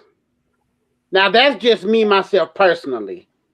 Now, whoever takes it, they can take it, they can leave it. That's on your hands and not mine. Now, okay, thank you, Leonard. Hey. Yeah, that's what a libertarian would say. Oh, if it's not hurting anybody else, it's okay. And that's where my extremism comes into play, because I used to think the exact same way too. But then we started having drag queens in kid hour and libraries, okay? And that's what radicalized me. And when you start thinking about all of this in the biblical sense, yes, it is our responsibility. I mean, that's the whole point in life. But I understand that people don't believe that. That's perfectly fine. But when we're talking about my country, our country, you think I'm going to leave it up to the Satanists? You think I'm going to leave it up to the... And to back Ruby up here, Nobody would bat an eyelash if I were to reference, like, because I'm a Hindu nationalist, right? Nobody would bat an eyelash when I show that does not fly in India because people get Right. decapitated. Nobody Right. cares. I could show you Exactly. points in the Middle East where Muslim nationalists will kill people for doing the same thing. Nobody cares. Exactly. But when a Christian nationalist in America says, no, I disagree with this, everyone loses their Yeah, that is something I noticed too. That's another thing, and that's the propaganda. Okay, that's the propaganda machine to make you fearful of the Christian nationalism when all we're saying is to just enforce the laws we already have, because we have them. They just haven't been enforced in like how many years? Since the 50s, the 40s? Like since when? Hey, Ruby, I want to ask you something, or I want to share something with you, and I'm not going to say who sent me this message because they didn't want to say it in the chat because they didn't want to go up against you. I wonder why. Lame. I'm just kidding, Ruby. I'm just kidding, bro. I'm kidding. No, don't feel like that at all. So, is it possible, okay, that the founding fathers, who we know the majority of them were Freemasons, Yep. is it possible that Freemasonry used Christianity as a disguise? Definitely. That's why I said they weren't real Christians. Oh, I agree with you, Jimmy. They're not real Christians. And fun fact, you cannot be a Freemason and a Christian. You cannot be Judeo-Christian. You cannot be gay and Christian. Those things do not go together at all. Okay? So it doesn't even exist. Those terms don't exist. They try up until the 15th level, and then no. Yeah. You cannot be a baptized Christian correct. and be affiliated with any other organization like that. So those are not real Christians. Well, I mean, okay, we talk about, we've been talking about how the founding fathers were predominantly Christian. Everything was based on Christianity. But, the original Pledge of Allegiance didn't even have under God in it until 1954. So it wasn't, we were trying to be secular from way back. But the Pledge of Allegiance isn't like a founding document. That came later, right? That was what, in the 50s? Just like the In God We Trust came later. Right. Like, I mean, I could be wrong. I'm not an expert on U.S. history. But yeah, but I agree with you, D, because like I said before, they were coming from England because they couldn't practice their heresies. So they wanted to come to the New World and make their own churches and their own denominations and Protestantism. There's a whole branch of all of that. They came here to do that. So obviously they did promote those secular views. I'm against that. So, speaking of the Pledge of Allegiance, the original purpose of the Pledge of Allegiance, it was created to celebrate the 400th anniversary of Columbus's voyage and to foster patriotism in public schools.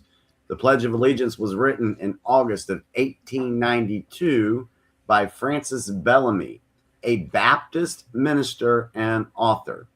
It was first published on September 8th of 1892 in the Youth's Companion magazine and was officially recited by school children on October 21, 1892, to mark the 400th anniversary of Christopher Columbus. Thank you, Jimmy. The phrase, and to Dee's point, the phrase "under God" was added to the pledge by Congress in 1954. Thank you. Yeah. All right, are we ready to move on? Yeah, I think does anybody have any questions before we do move on? Because I think I made my case pretty clear. I think we covered it. Yeah. Now let's talk about aliens and giants. No, Beau's gonna do the dinosaurs, and I'll. Yeah, we were supposed to talk about the dinosaurs. I totally forgot about them, guys. I completely didn't do anything, and So we're going to put that. We're going to put that on the shelf for later. You can try to sell that one to me. I'm gonna have a hard time. Information. I haven't because I was backing up Beau last week. Hey, time out. Hang on a second, guys. It'll be 2 minutes. All right, hang on, Ruby. Do we still have that clip to where we's like, hey, wait for more coming? Here comes the conspiracy stuff. Do we? Yes, we do. We do. All right, so are we ready to transition to a different Yes. topic? Yes, we are. Put our And hats on. I just gotta Hold say on. this. Put your hat on. Yeah, please. While Jimmy does that, I just have to say this because a lot of people might be watching that are new or might come across this video. Yeah, he got the tinfoil hat and everything. There's been a lot of I need to make one of those. Oh, You by the way, definitely. JG, there was no moon landing because the moon is obviously not real. Okay. Well, hold on, Dave. Hold on. We Hey, let's talk hold about that. on. Play the intro, Sheesh. Ruby. Okay, just really quickly, I want to say our live shows are pretty chaotic, so please, bear with me. Even though I may get loud and rowdy, I'm still, we're good. You know what I'm saying? We're all friends and good people at the end of the day. All right, because sometimes it gets crazy in here, and I don't want people to think like I'm bullying y'all or whatever. Well, and I want to say too, Ruby. That was just a again, discussion.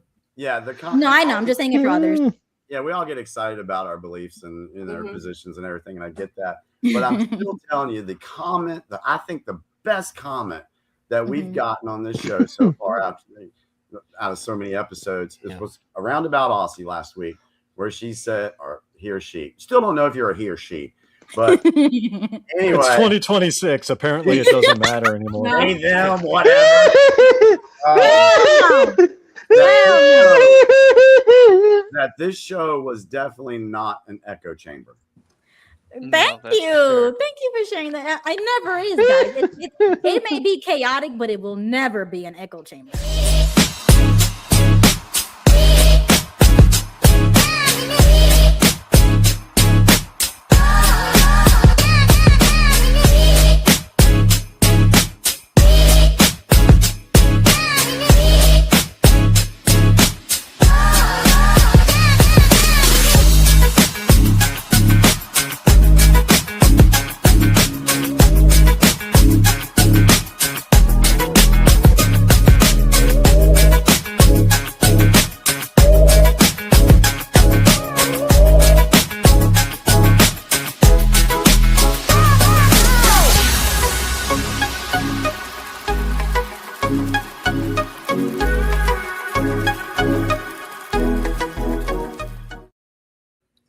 So to open up this segment, let me ask you guys this. Welcome back to the UPC. Do y'all believe in the whole Artemis rocket launch on April Fools and that we're going around the moon? Oh my God. Do y'all believe any of that? Absolutely not. Sorry. When I see I mean, the woke moon anything, isn't I real. The moon isn't real. There's supposedly women on it. We all know women are a figment of our imagination. Hey, yo! Have you seen that conspiracy? There's a lot of good conspiracies out there. I love it. I'll tell you what, I need some new conspiracies because all my old ones have been coming true. There's a conspiracy that there's no such thing as a woman on the internet. There's a conspiracy that birds are not real. You're probably familiar with that one. I heard that I'm familiar with that one, yeah. No, I never heard that. Yeah, Yeah, birds are just government surveillance devices because China Yeah. and other countries have made birds that are just drones. True. So That's hilarious that we had a tinfoil hat on for Oh, you want to see it again? Oh, you heard? You got to leave it on for this segment. Yeah, that's hilarious. It's a cowboy hat. Well, hey, you know what? At least we got a sense of humor about shit. This is true. Look at this. Look at this. You see that? It's phenomenal. That's hilarious. My girlfriend said it's phenomenal. Well, thank you. We heard her. Yeah. Oh, my word. Beau, you didn't do your homework about dinosaurs? Well, I've had this discussion before, but I completely went out of my mind. I was too into aliens and the What war about like and rocket propelled? I'll be very quick. Well, the word dinosaur was invented in 1841 by Sir Richard Owen, and behemoth was in the book of Job, and that was God's first creation. and it was a colossal beast that was referenced in Job 40 and Job 41, the Leviathan, which is a dragon, and there's been references to dragons all over the world and in museums, especially in China. They have dragons in some of their stones and stuff like that. And there's also a Bombardian beetle. It's a fire-breathing beetle. So I just wanted to add that about dinosaurs. You know Thank what? you, Gail. It doesn't exactly breathe fire. It has a chemical reaction that causes. Yes, that's what I mean. Whatever. Sorry. Where I is think, that you know one? me, Gail. I just got to throw useless facts out there. No, that's all right. But you're right. I said it the wrong way. Did you know that there's an outbreak of syphilis in the state of Michigan? No, I mean, it's Michigan. That doesn't surprise me in the slightest. Look that up. I couldn't believe it. There's I don't know how many cases of syphilis in the state of Michigan. I don't know what's going on. Did you hear about the explosion on the Panama Canal Bridge? 3 oil tankers blew up yesterday? No. Didn't hear that one either? I did. Nope. Yeah, I heard about it. I did hear about it. Who said that? D. That was D. Oh, what did you hear, Dave? Basically just that. So I forget what tankers they were, but 3 tankers. Can you remind me like what region it's in? I did briefly. The Panama Canal. Where at? Panama Canal. South America. Right. Yeah, no. Yeah, I heard about some ships blowing up, but I didn't know where it was or anything. So Well, oil tankers. Right, oil tankers. Yeah, Do we know who the oil tankers belong to? No, they're investigating that right now. Okay. So if anybody wants to do any more, Are we going back to dragons? Oh. Yeah, this was supposed to be about dinosaurs. Hold up. Can we talk about the moon for a second? Dinosaurs? Huh? Because this was supposed to be a last week thing, and I totally forgot about the dinosaurs. But supposedly dinosaurs are not real, and their fossils are fake in the museums and stuff like that. I've heard They were that. gonna prove to me that dinosaurs don't exist. Yeah, right. Beau was gonna bring it But up. wait. He's got bones, dinosaur bones. Yeah. Oh yeah, I have a bunch of them right here. Can we see them? Probably not, but I'll try. Okay, because I have a question about the whole moon stuff, the whole rocket stuff. So, Can you guys even see this stuff?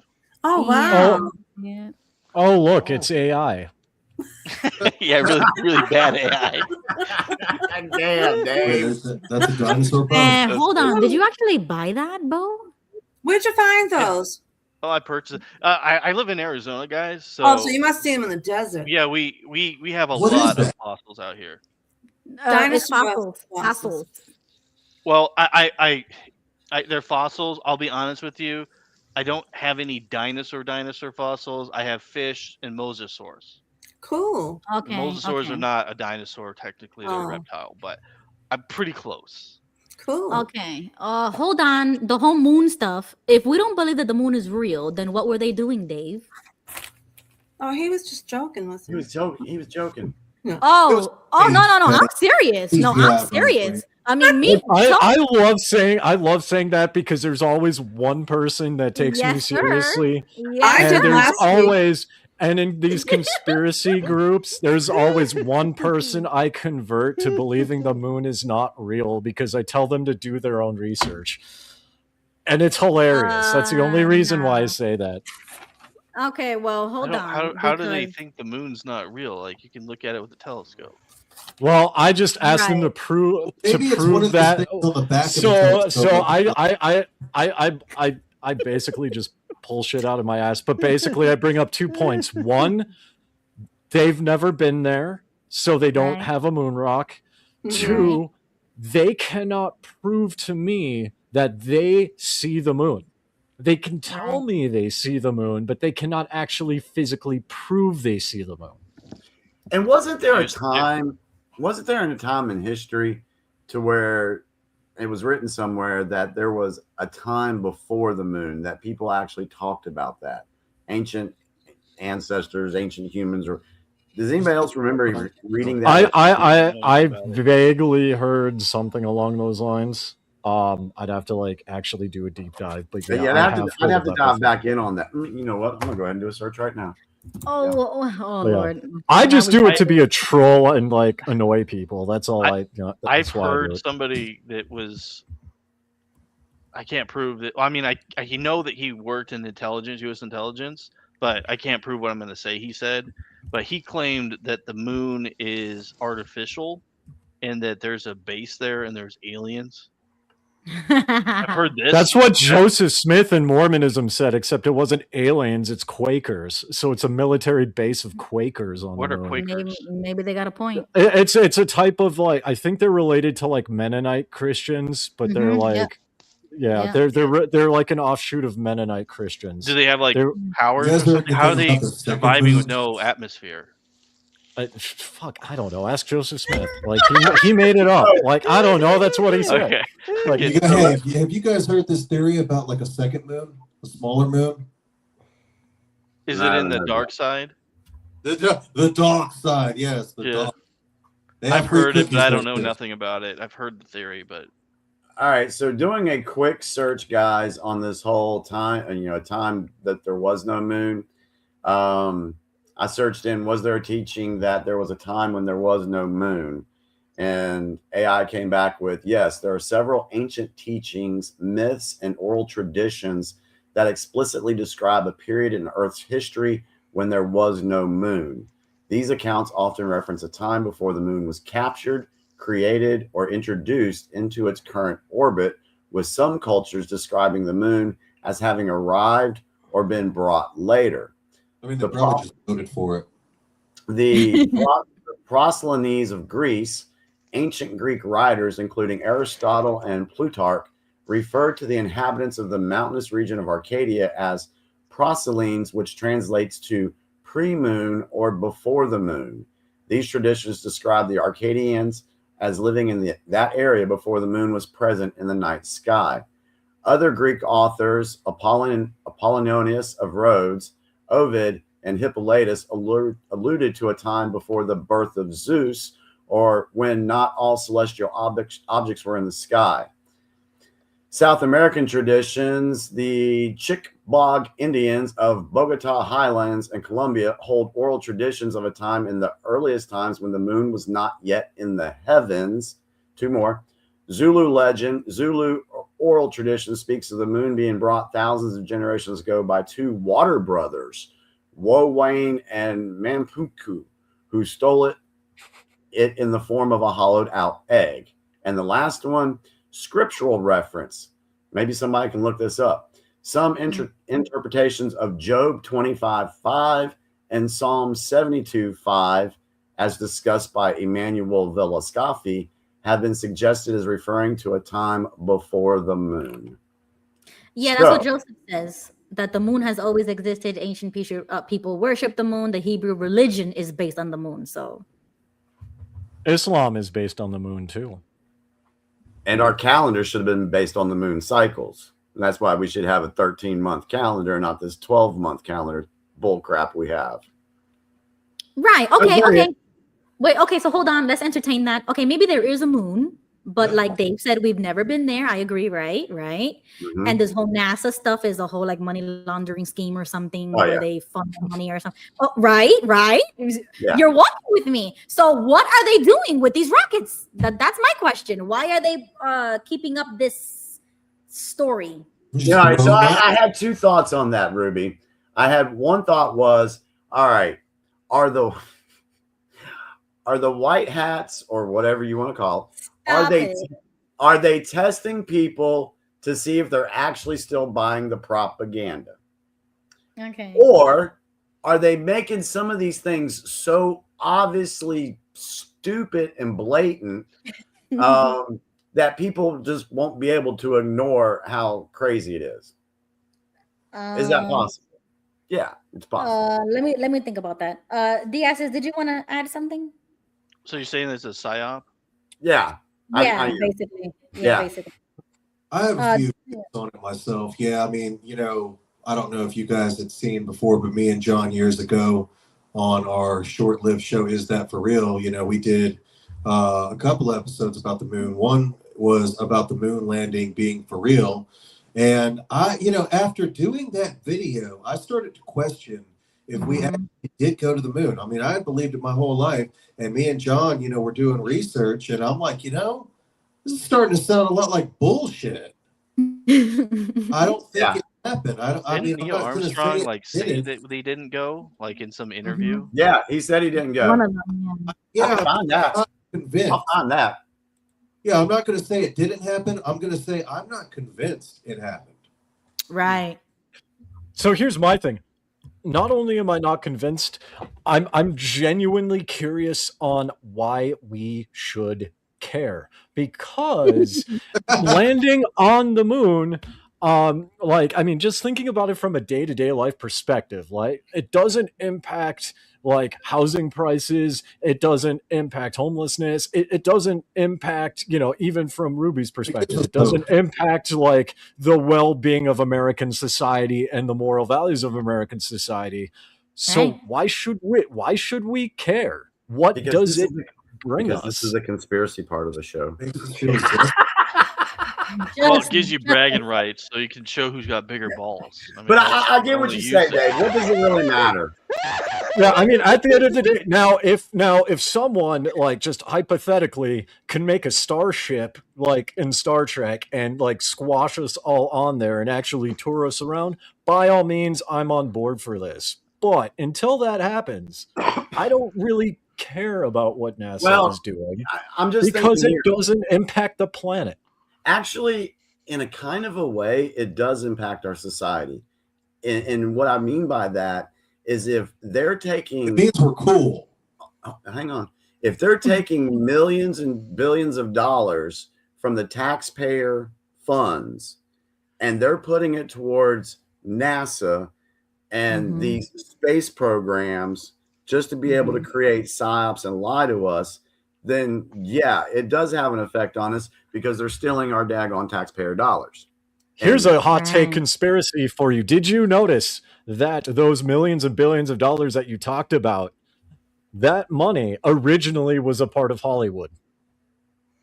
Oh yeah, I agree with that. Yeah.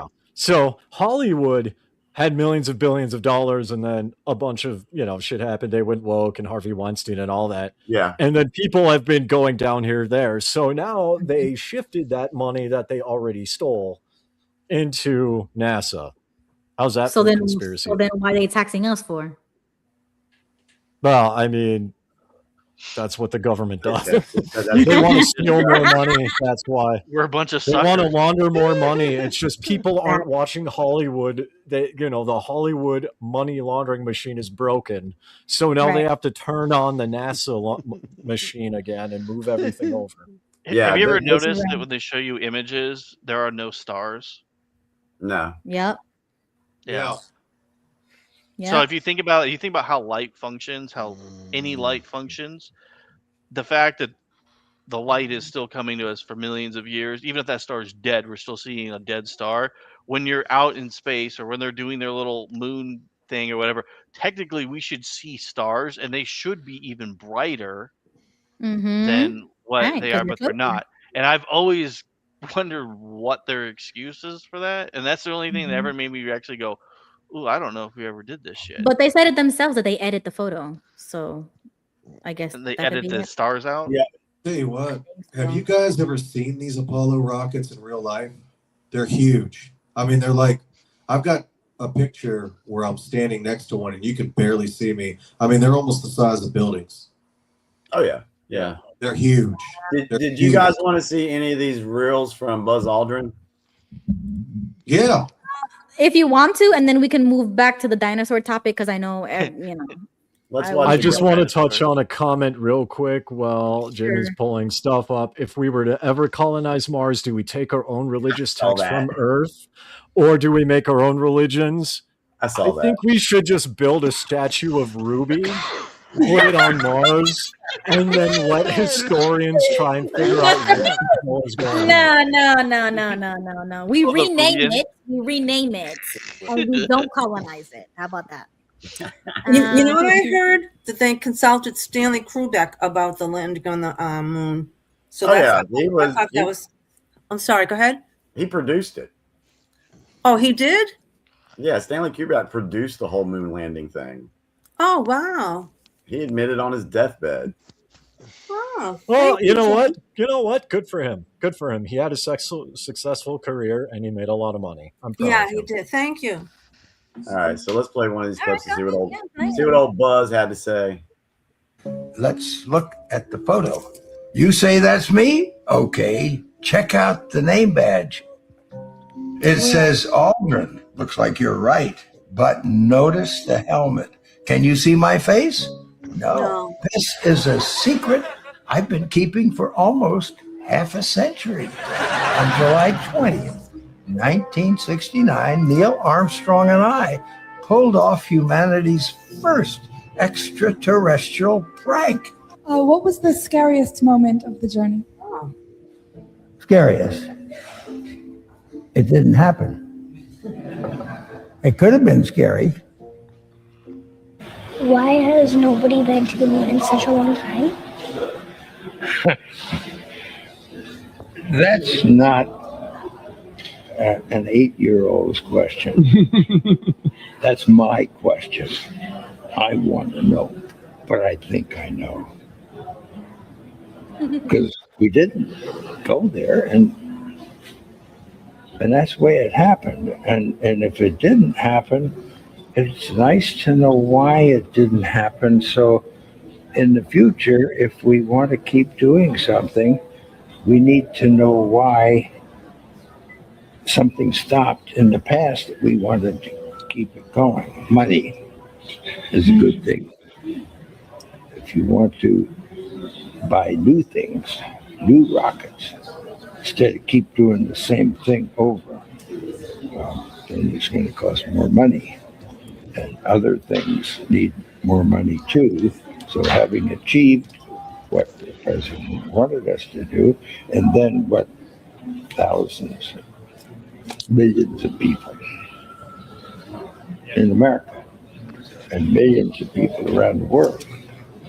You know, when we toured around the world after we came back,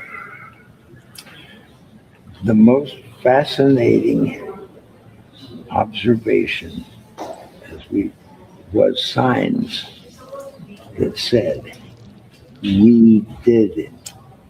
Not just us, not just America, but we, the world, different countries. They felt like they were part of what we were able to do. And that made us feel very good. You know what? I want to just touch real quick on that last thing that he said. I'll jump in after. Yeah, that we felt like we did it, that it was a whole world thing. Didn't they use that same playbook during CV and the whole jabby jab thing? That, oh, we did this, we're stopping this, we're saving you. Didn't they already use that playbook? Isn't that kind of similar?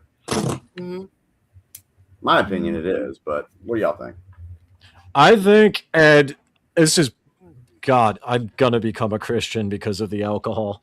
But this just reminds me from what I remember talking about in church, like growing up in church, about like the one world government, right? Because it's more than just the one world government coming to rule the people. It's the people elevating themselves to participate in the one world government, saying, we did this together. We broke, whatever it is. We broke religion. We broke we broke nationalism. We did it together. And like, I've always kind of wondered, seeing the footage of like even people in like fucking India and like other like developing nations that didn't even exist back then. They're all like, we did it. What the fuck did you do? Like, Yeah. Like, no disrespect, but I mean, that's just reality of it, right? Right. So that just kind of hit.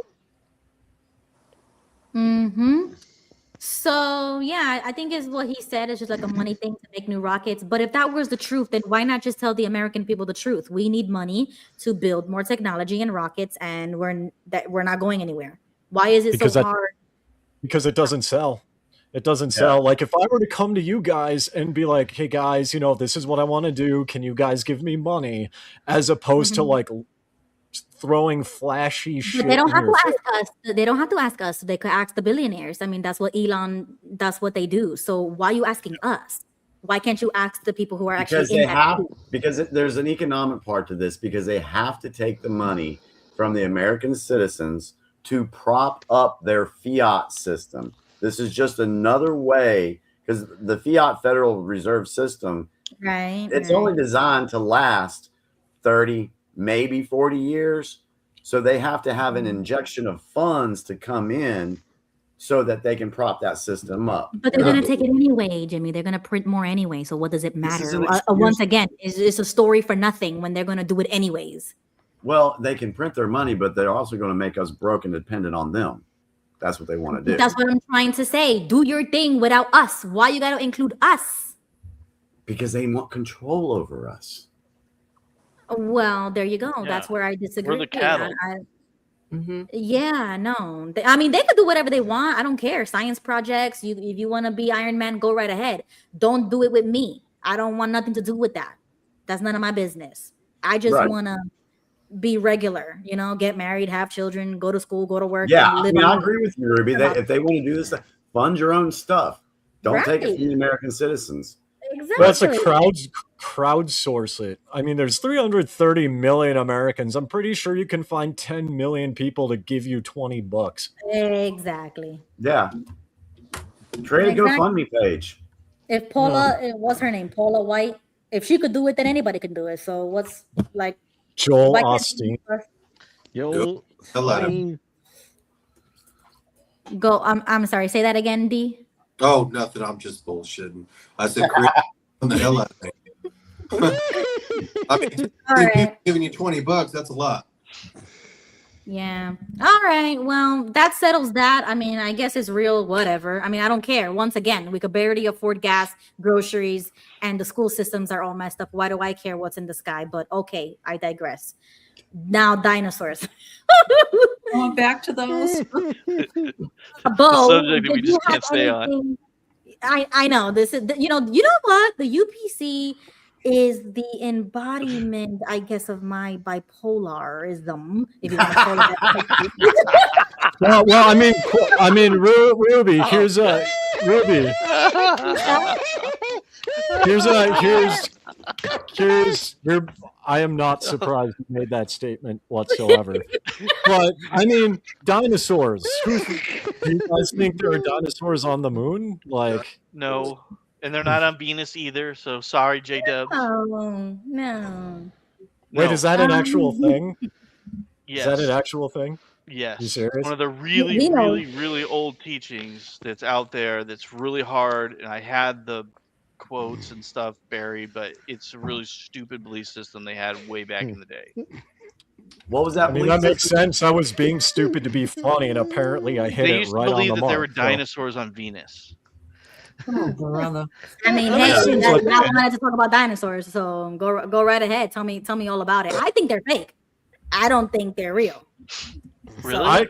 Honestly. How the hell am I agreeing with Ruby so much tonight on this show? Like two religions, and I'm agreeing with her all the way down. So you don't think that like dinosaur bones are real? You think like what No. are they then? I don't know. They made They're it just- up. It's They're another just story. carving things out of the rock, or Jimmy, go ahead. I've got, hold on, where's it at? Where's my. what about like saber-toothed tigers and mammoth? And Yeah, all that's the things different. that- Yeah, that's different. That's different. Those are like extinct, animals. Well, I mean, the thing with dinosaurs, this is just my anecdote here. I find it really interesting that dinosaur fossils were found only in recent human history. Thank But you. in many cultures like India or even here in Mongolia, like there are verbal oral traditions passed down for literally thousands of years, and there's nothing about dinosaurs existing. Right. But There's dragons, stories yes. about dragons. Yes, dragons, Yeah. yes. That's what Jimmy said last Well, I mean Tuesday. that's basically what a dinosaur would be to a primitive No, people. I mean, no, that's no, what the no, term no, no, is. no, There, I Dinosaur mean, is just a modern term, but a dragon is what basically dinosaurs No, are. the dinosaurs Alright, is well, a triad. I mean, Dragons even in is Japanese culture, No, even in it's not Japanese true. culture, they're fundamentally different because dragons have So, like supernatural aspects to them. They have powers. Well, they could have added that on to embellish yeah, the I mean, story, they're but dragons coy, they go definitely upstream and existed. transform and transcend. Right. That's different. Yeah. No. Well, do you think that I've got a Transformers and video. dinosaurs are related? That's the question. If dinosaurs are related to who? To To who? dragons. B? To dragons? To No. To Well, you know imagine what? dragons. I think they incorporated the lie with the truth because it's easier to sell. But the bigger psyop is all these dinosaurs and fossil fuels and then the global warming. It all comes together, which is why I reject it. Yeah, I got a couple of reels that we could watch real quick and get reaction from if you guys. I got two that look pretty good. So let me share my screen. Can I let everybody Go know ahead. that I came from Arlington, Massachusetts, and we had a pond called Spy Pond, and they found a mammoth tusk in the pond, and today it's in the Museum of Science. Nice. Yeah, I believe in mammoths and Yeah, it was huge. They found, yeah. And now Joseph it's in the just Museum of joined Science. us. Really quickly, Joseph, chime Hi, in. Joseph. What about the DNA they found in dinosaurs? They did. I agree with that too. I don't know about that, Beau, so you would have to send me. Yeah, I don't know nothing about that. Okay. I don't know about that. I'll just throw it. So basically, there's this whole thing. They don't know how to explain it, but they found a dinosaur fossil. They broke it down, and it was like squishy, and Yes. they found actual DNA in it. Yep, they did. And they don't. And the whole thing is, well, dinosaurs are millions and millions of years. How can DNA survive for millions and millions of years? Well, that's what I'm saying. They existed, but not the psyop, not the propaganda. So that's what I'm saying. I reject the storyline behind it. May I quote the use dinosaurs. scriptures? If anybody, how does everybody feel about me reading Job 40? I'm going to read what God says.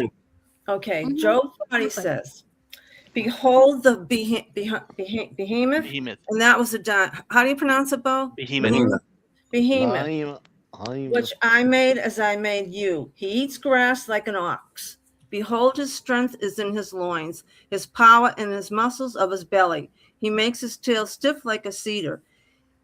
The sinews of his thighs are knit together. His bones are tubes of bronze. His limbs are like bars of iron. He is the first of my works of God. Let him who made him bring near his sword. For the mountain yield food for him, where all the wild beasts play. So that's what God says about behemoth. And then in Job 41, he talks about the I don't know how the levy. Leviathan. It's Leviathan. Yeah. Thank you. Thanks, Beau. And that's supposed to be a dragon, and that's what it was called. And that's in the Job 41. Yep. Oh, it says right here, you can draw out the Leviathan with a fish hook, or press down his tongue with a cord. You can put a rope in his nose and pierce his jaw with a hook. And so it goes on and on and on about the dragon. Is there something about like the tail is the size of a cedar tree? Or it was like the sea. Yeah, I heard that. It was. Yeah. So I mean so a big cedar animal. tree that goes beyond any actual animal that exists today to have that part of the body be the size of a cedar tree. Did it say size of a cedar tree or like a cedar tree? I'm trying to read it. Reading it from the Jewish language. This is my old King James Bible when I was a little girl. It's a 1611 King James Bible. Yeah. Nice. We need like a Septuagint, but you can look at it and what the Jews were saying in their language, they were describing it as being the size of a cedar tree. So to me, my opinion is it sounds like they're describing something that would be like a brachiosaurus. A very big animal. Yeah. Okay. At the least, a very big animal, a beast. I don't think elephants don't have. It's not. I mean, an elephant is probably the largest land animal, or is the largest land animal. Yeah, and it's not the size of a cedar tree. No. No, it says that about the behemoth. You know, there is a theory out there that before all the trees were taken down, that's a whole nother rabbit hole we could go down. But before all the trees were chopped down by the Nephilim or angels or whatever, that the earth carried more oxygen. And because the Earth carried more oxygen, that meant that there could be larger animals, there could be larger human beings that could have been on this Earth. That's a theory out there. Sure, but I don't think they were dinosaurs. I think they were just creatures, mammals or animals. Yeah, or whatever. anatomically. Well, I mean, so here's the thing. I think that's a good point, Jimmy. I never thought about Nephilim in relation. Well, yeah, because like reptiles, interesting. Yeah, like reptiles with the like increased oxygen, they get bigger. Yeah. So I can see that like hypothesis. Yeah, dinosaurs have hollow bones also, like a bird. So that allows for more oxygen.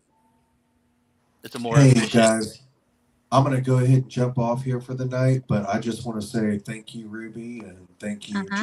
It was nice having you. I appreciate you coming. Thank you nice having you on, dude. Thank you for joining. All right, yeah, if you want, just go ahead and log me off. All right, have a good night. Oh, that was nice. If you would like to see dinosaurs, their skeletons, the Peabody Museum in Cambridge, Massachusetts has a whole museum full of the dinosaur bones. And they're unbelievable. And they have a huge dinosaur egg there as well. So if you ever come to Massachusetts, go to Cambridge to the Peabody Museum, and they have a huge section of dinosaur bones. And it's you should see the size of this mammoth. I mean, you could put like a whole football field inside it. So what about the DNA reversal that they did with, like, there's a certain species, there's a Chinese chicken that is the oldest known species of chicken, and they went into its ancient DNA and activated it, and it started growing limbs and stuff like a dinosaur and teeth. Stop. No, when you said I think I did see a clip like there's a that. joke in here somewhere. You're making a joke somewhere in here. No, are you for real, Beau? You dead ass? Yeah, no, I'm not joking. This is not even new. We did this a long ass time ago. I mean, I literally have the video about it in my drawer over here. Were they cloning it or were they resurrecting? No, it's not a clone. What they're doing? So your DNA, they're you hold your DNA. manipulating DNA. That's what You're taking DNA that's not active, and then you're causing it to activate. It's Jurassic Park, basically. Yes, let's do it. Yeah. Did you watch that movie, Ruby, Dr. Moreau's Island? Oh my word! Oh yeah, that was crazy. I have not. I thought you were going to watch it. I know, and I was, and I totally forgot. Party. Yeah, we're gonna do that on Discord. If anybody wants to join, we're gonna go to the XJW Friends server. We're gonna do movie night. What's today? Tuesday, right? Okay. Yeah. So Saturday. Okay, Saturday. No, not Saturday. No. Okay, so it's gonna have to be next week, guys. So sorry because this week is Pascha. So we're still celebrating Easter and stuff. So. Do we want to play a couple of these dragon dinosaur clips and talk about those? And bring them home? Do we want to do that? You should play Imagine Dragons. Oh yeah. How long are you going to be on for? About 30 more minutes because it's going to be midnight. I'm going to jump off. Can I make an announcement? Sure. Do you all know the Fran and Joe shows tomorrow night's their last show? Yeah. I did not know that until recently. Does anybody know why? What happened was they announced it like the last 5 minutes of their show, and I said, you've got to do a farewell for people because there was a lot of people that weren't on this show, and I said people need closure. So Joe and Fran agreed to do it because I said I had mixed feelings when they just said it the last 5 minutes and that was it, and I'm like, wait a minute, you have to have closure. You formed attachments with people. Definitely. Yeah. We need to have a proper, send off. So it's going to be this Wednesday. It'll be their last show. Okay. Yeah. But they're still going to do videos, I'm sure. Like they're still going to have. It won't be like their show. So, Beau. Right. Yeah. Would you be interested in taking over Fran and Joe's show? Taking over their show? No, we're not letting him go. Well, no, he can do it. You are too, but I'm going to be honest with you. I wouldn't be able to. I don't even have time to operate my own show. I have another YouTube channel that has nothing to do with this that I run that I make money off of. Okay. Yeah. And I don't tell anybody what it is. No, it's all right. You don't have to. Because I I don't want wanted people you to do it destroying because of your technical expertise. If they reach out to me and I won't take over the show. I have my show, my old one. I could do subject matter that they asked me to, but I don't have a whole lot of time, honestly. The only other time that I make is for Ruby's show. Like I do other things. This is like my time with my homies. Right. Yeah. And Ruby and Jimmy, you have your own show, so yeah. I'll be honest. But we I might appreciate expand. We might expand, and I do know like Shannon and John Briggs also have their own show, so we just have to fill in the slot. So if anybody's interested, Wednesday night 7 p.m. there's an audience, so we can definitely fulfill it. Can I contact you offline? Because I have some ideas. Yeah, you could DM me on Discord if you're on there, or you can email me. I'll put my email in the chat. Okay, thank you. Good night, everyone, and have a wonderful night. Thank you for your dinosaur info. Huh? I might have to. Thank you for the dinosaur info. Thank you for that, sharing that. Y'all ever been I might have to start another ever YouTube heard channel. Y'all ever heard of Speaking about theories of dinosaurs, have you heard the theories about Enoch and the Watchers? Yep. When We touched they on it. corrupted all flesh on the earth, and they corrupted by creating dinosaurs. I have not heard that theory. Yeah, I just heard about Ruby, this. I'll get your email address off of Jimmy. Okay. Okay. Yep. All right. Good night, everyone. Thank you Have very a good much. night. Thank you. Bye. Thank you. Bye. As far as the moon is concerned, China has a program called the Chang. Like we have the Artemis, we had Apollo program, the Mercury program. Well, they have the Chang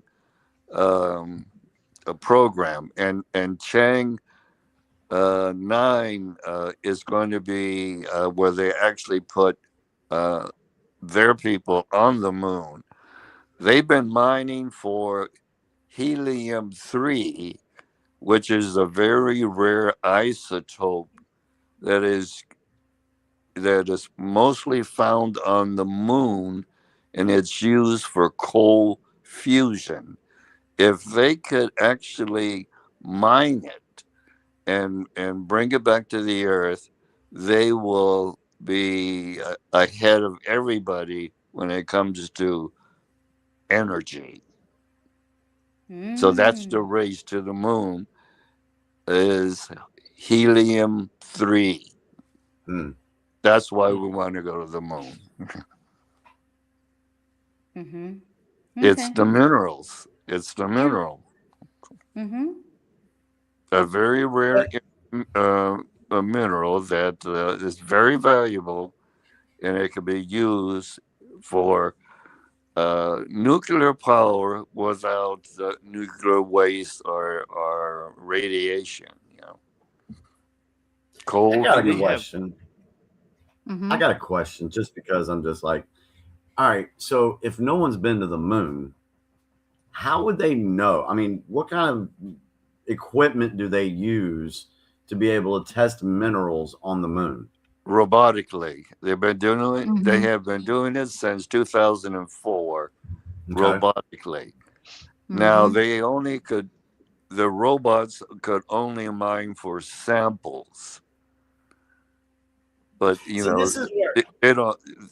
it's for like 2030 or 2029 where they actually are going to start building a base on the moon so that they can mine for helium-3. They could use that's the samples conveniently as well timed. Yes, they do this also on Mars, on the Mars probe. They have devices on the probe that it digs it up and automatically analyzes it. Okay, so this is the problem that I have, and the dilemma I have when I'm thinking about these things. All right, on one hand, we have it to where it's been said that the firmament was placed above and you can't get past the firmament. All right, we have that argument.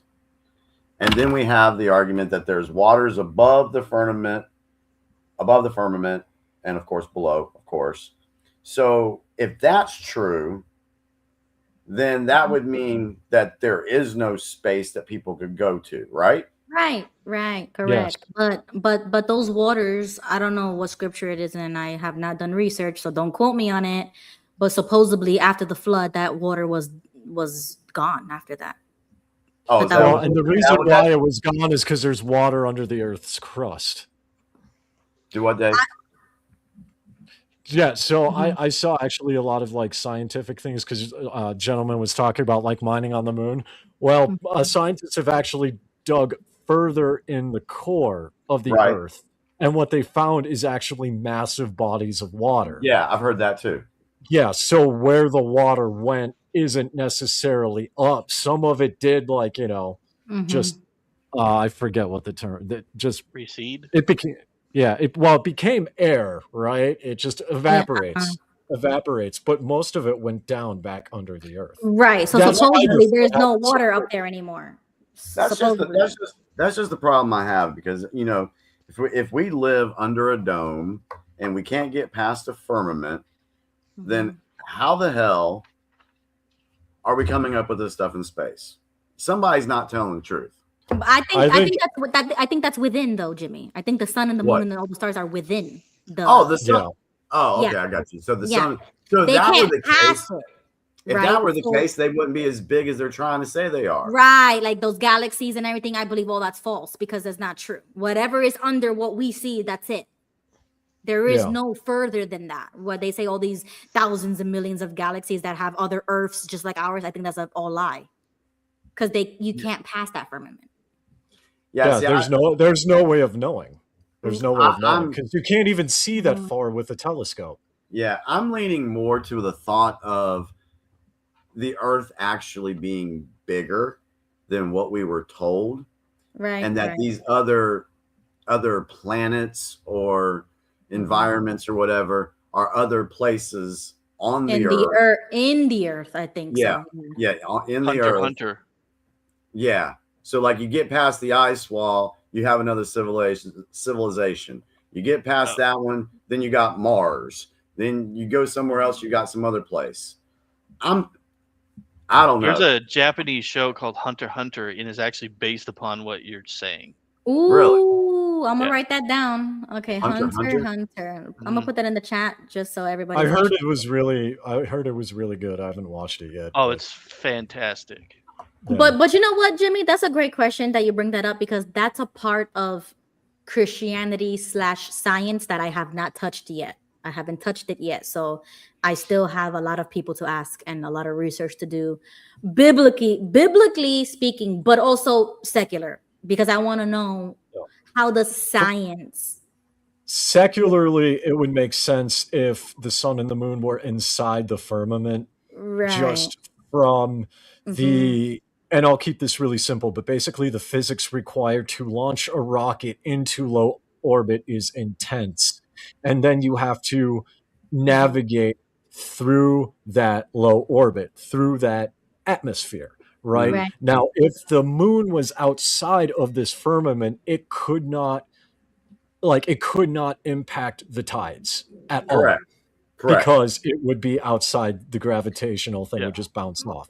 There we go. So you see, like that's what I'm talking about. Using all of that critical thinking, logic, reason, then the scriptures, and then just science itself. I want to see how all of that can come together, because the way I grew up was my mom dictating to me that everything in science is fake. So I grew up with that mentality. You know what I'm saying? So it's like I'm reconciling that. I'm still deconstructing a lot. So I never grew up with that scientific stuff. I never believed in it. Like, oh, absolutely everything was fake. Like legit. She was fanatic. So I need to come back. I need to revisit that. So I will soon. Definitely. It'd be a fun Discord convo to have. One thing I did want to bring up to Joseph's point as well, and this is what I was saying earlier. It's really convenient that China and the United States by 2030 are trying to mine helium-3 for nuclear power, when conveniently the United Nations wants to make 15-minute cities. After all, these 15-minute cities need to be powered, and these AI systems because we have digital ID here in Asia, right? That's powered by AI, and let me tell you, that requires a lot of power, right? Kind of convenient that we're coming to the point where, hey, wait a second, we really need to start mining a lot of resources right now. Yeah. Well, helium-3 is a good source for that. So is thorium, which is also on the moon, but thorium is in very small quantities on the Earth. You can power a nuclear facility, like a nuclear reactor, for 25 years using, I think it's like a quarter size of thorium. It's just extremely rare and extremely time consuming to mine on Earth. Okay, Jimmy, did you have a clip you wanted to share? Because we have like 10 minutes left if you wanted to. Well, it's going back to the dragons and stuff. Oh, okay. Yeah. Okay. Are we done with that? I think so. I mean, yeah, final thoughts. And if anybody wants to chime in, final thoughts, go right ahead. Yeah, I'm not gonna share screen on that because we're kind of get the dragon thing. Oh, Jimmy, hold on. What? Okay, aside from everything, so you know that outro song with Gerard? Yeah. I was gonna tell you, it would really suck if he ended up being on one of the files and we have him on the freaking outro. Well, see, I think when that was made, I mean, because it's not technically him; it just looks like him. Stop it! It's I didn't him. create it. I didn't. Y'all know. I know that, but I didn't think you were gonna use somebody in Hollywood. Like, hello. So I'm just saying, it would really suck if he came out to be in a freaking file. That's all I'm saying. So that might have to be neutralized. I'll just say I have not, out of all the stuff that I've looked at and all the names that I've seen associated with it, I've not seen his name anywhere. Okay, hopefully. Just I'm just saying. saying. I've seen a bunch of names. I'm just saying. Yeah. Okay. So let's just hope. Whatever. I'm on the record. We have to redo an outro after that. We'll do that. Hold on. Joseph, say that again. Has he been to a Diddy party? Let's do a quick search. There's Diddy, there's Weinstein, there's J-Lo. Yeah, there's a lot, man. The question is, which one's the worst? Oof. Oh, it's kind of hard. I think they're all. Ariana Grande. All right, let's see. I mean, I don't know. She's into some really dark stuff, like Megan Fox. Yeah, Megan Fox is definitely a weirdo. But there is that witch. I don't even know her name. She was with Jay-Z with the freaky nails and the freaky makeup, and she's a witch, some old lady. Doja Cat? No, I don't know her name. Jimmy knows who I'm talking about. All right, hang on. There is no information in the search results linking Gerard Butler to the freak off events or the specific allegations that later surfaced regarding Diddy. He was present at a party in Miami hosted by Sean Diddy Combs around New Year's period in late 2008. However, these events in the late 2000s were widely known as high-profile celebrity parties and industry networking spots in Miami during that era. Not so. So, yeah, that's what they all say, but we don't know for sure. I'm just saying, I don't know if that's going to be an issue or not. I just want to let everybody know that I didn't make it, and if we can neutralize that somehow, I would do something different and not include anybody in Hollywood. I don't know, but we're gonna keep it for now because it was a gift. But I'm just saying, I'm on a record. So I don't know. You could just go the nostalgic route for an outro. Nostalgic route, like Toby Mac or something from like when a lot of us were in high school. But I don't want nobody in Hollywood, bro. I don't trust nobody in Hollywood. Toby Mac in Hollywood? Are you serious? No. Okay, hold on. Maybe I'm too young. Who is that? Toby Mac. He was like a big actual Christian music star in the mid 2000s when I was in high school. I'm too. I don't know. I'm not. I don't trust none of those. big shot Christian movie Well, stars. he used to be good because back then he was like indie, but I don't know like how big he is now. Oh, I got I a don't good know. one. I trust Mel Gibson. I mean, if we want to use Mel, I trust that guy. So I like Mel Gibson. Jimmy, Yeah, I like Mel Gibson. why you put your eyebrows up like that? Who? You. When I said Mel Gibson, you put your eyebrows up. What? Is there No, something with Mel? I like Mel. Oh, okay. I was about to say because I thought you were going to say something about Mel. No. I don't really have an issue with Mel Gibson. Okay. Because I like him. I like him. I hope he stays on. I hope his nose is clean. Hopefully. Yeah, stay away from the alcohol. Yeah. All right, guys. So if anybody wants to start, go ahead. Any final thoughts? Go right ahead. Dallas. Let's start with Dallas. Any final thoughts this week? What's the subject next week? Don't know yet. We don't think that far. No. The way it Well, goes. What about aliens? What about all the stuff about aliens? Aliens. We talked about aliens last time, I think. They're all about it. They're demons by the vice president, and then oh gosh, I was gonna send it to you, but I got lazy, Ruby, and I forgot. Okay. But It's okay. I feel you. Congressman Tim Birch said that aliens are real, and he's part of the actual I forgot what you call it, the committee of investigating it. Yeah, and JD says something too, right? So Yeah, he said they're demons. Yeah. Okay, so we'll do that. We'll do that for conspiracy hour. I'm not sure what we're gonna talk about beforehand. I can't think that far. I'm sorry, guys. I'm sorry. I don't plan nothing for these types of shows. Okay, I just A lot of wait. times we wait to see what pops off in the news in the next 72 hours, and then we're like, oh my goodness, let's cover Aliens that. are actually here to abduct our dinosaur bones. No. Now humans, yes, I do believe that. Why don't they just abduct the liberals? Yeah, right. Well, they want the best and most competent human beings, and that is not where you're getting it. Good point. I mean, if you're gonna genetically engineer a biochemical machine, a liberal is a bad choice for artificial intelligence. Yeah, but bad choice for sure. genetics. But so are the obese people in frickin' Georgia and Alabama that claim they get abducted. They're not ideal either. I think those are demon possessions Right. anyway, so they're not real, in my opinion. So That was my last thought, just so you guys know. Thank you. I get it. Okay, thank you, Beau. Thank you for joining. Dallas, give us your last thoughts. Come on, we gotta wrap it up. Go ahead. Well, I think that I got something about that. What Gail was talking about. Y'all ever heard of the Creation Museum in Ark Encounter? I've been curious about that. I've seen it on YouTube inside, but never been there and heard of that some churches go there in groups. Nice. Okay, I'm gonna have to Google that. I don't think I know what that And is. I think, and about this, you talk about aliens and how, and that drag shows and drag queens. That's just, I don't support that. Yeah, agreed. And I think that. And about when Leonard, he said, I'm happy that you recommended that he stay down south. Yeah. Oh my God! Do not move to New York, please. Whatever you do.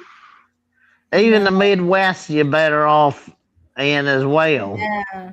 Wall Street's leaving. Yeah.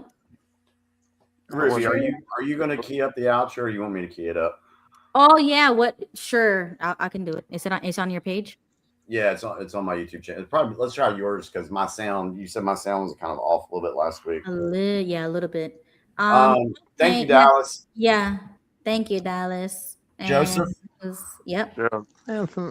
Well, I just wanted to say it was nice to see Diasiss on tonight. Yeah. Yeah, I like him when he was with the round table, and it was good to see him tonight. Yeah, it really was. He was a spontaneous guest. For real, for real. Like he texted me a few days ago and I said, Well, I hope he comes back. I hope he comes back. yeah. Oh, thank you, Joseph. Hey, Thank you Joseph. for joining. Dave? Like I said before, I never thought I'd agree with Ruby so much in one night, but stranger things happen, I guess. I think hell just froze over. Yeah. It was a good And you said that last Tuesday too, if you don't remember, but it's becoming a pattern. I think I'm growing on you. Well, I mean, I think it's because now, even though like our religion is different, I think like just because we are so conservative, like we naturally align on so many things. Because like at least politically, like we're both very much against Islam. Maybe for different reasons, but we're both against Islam. Right. We're correct. both against, drag shows in public. Again, probably for different reasons, but we still have that agreement, right? I would argue, and I'm going to go out on a limb here. I would argue you're like me, and you are actually very much against abortion for a different reason than I am. Yeah. Because from real quick, the Hindu side, right? There's the concept of reincarnation, right? And I see. and it's not, and again, there's multiple lenses across the board, so not everyone believes this, but I am of the camp, if you will, that engaging in an abortion interferes with the karmic cycle, the life lessons a soul is trying to learn. They're trying to come back. That makes sense. To make atone for that, to atone for their past. And by interfering with that, or excuse me, by doing an abortion, you're interfering with that. That's a good point. I Yeah, thought about that, but that actually makes sense to me. I think it's just a different explanation because it's just a different worldview, but we would say the same thing, but more like legalistic, like you're ending a life, therefore it's murder, like simple, because that's what even our laws state. So it's not, you can make a biblical argument, but if you're just talking pure law, I mean, you could even make the easiest one, the easiest argument for that. Yep. So my last thoughts, I want to piggyback on what Dave said right there, because it's actual, him agreeing with Ruby on some things this evening and last week. We've made the statement many times that we as individuals, we probably agree on about 80 to 85% of things out there. It's the other 10 to 15, 20, maybe 20% of stuff that we may not agree on, that people tend to focus on that 10, 15 to 20%, and it creates a division. They can't come together on anything.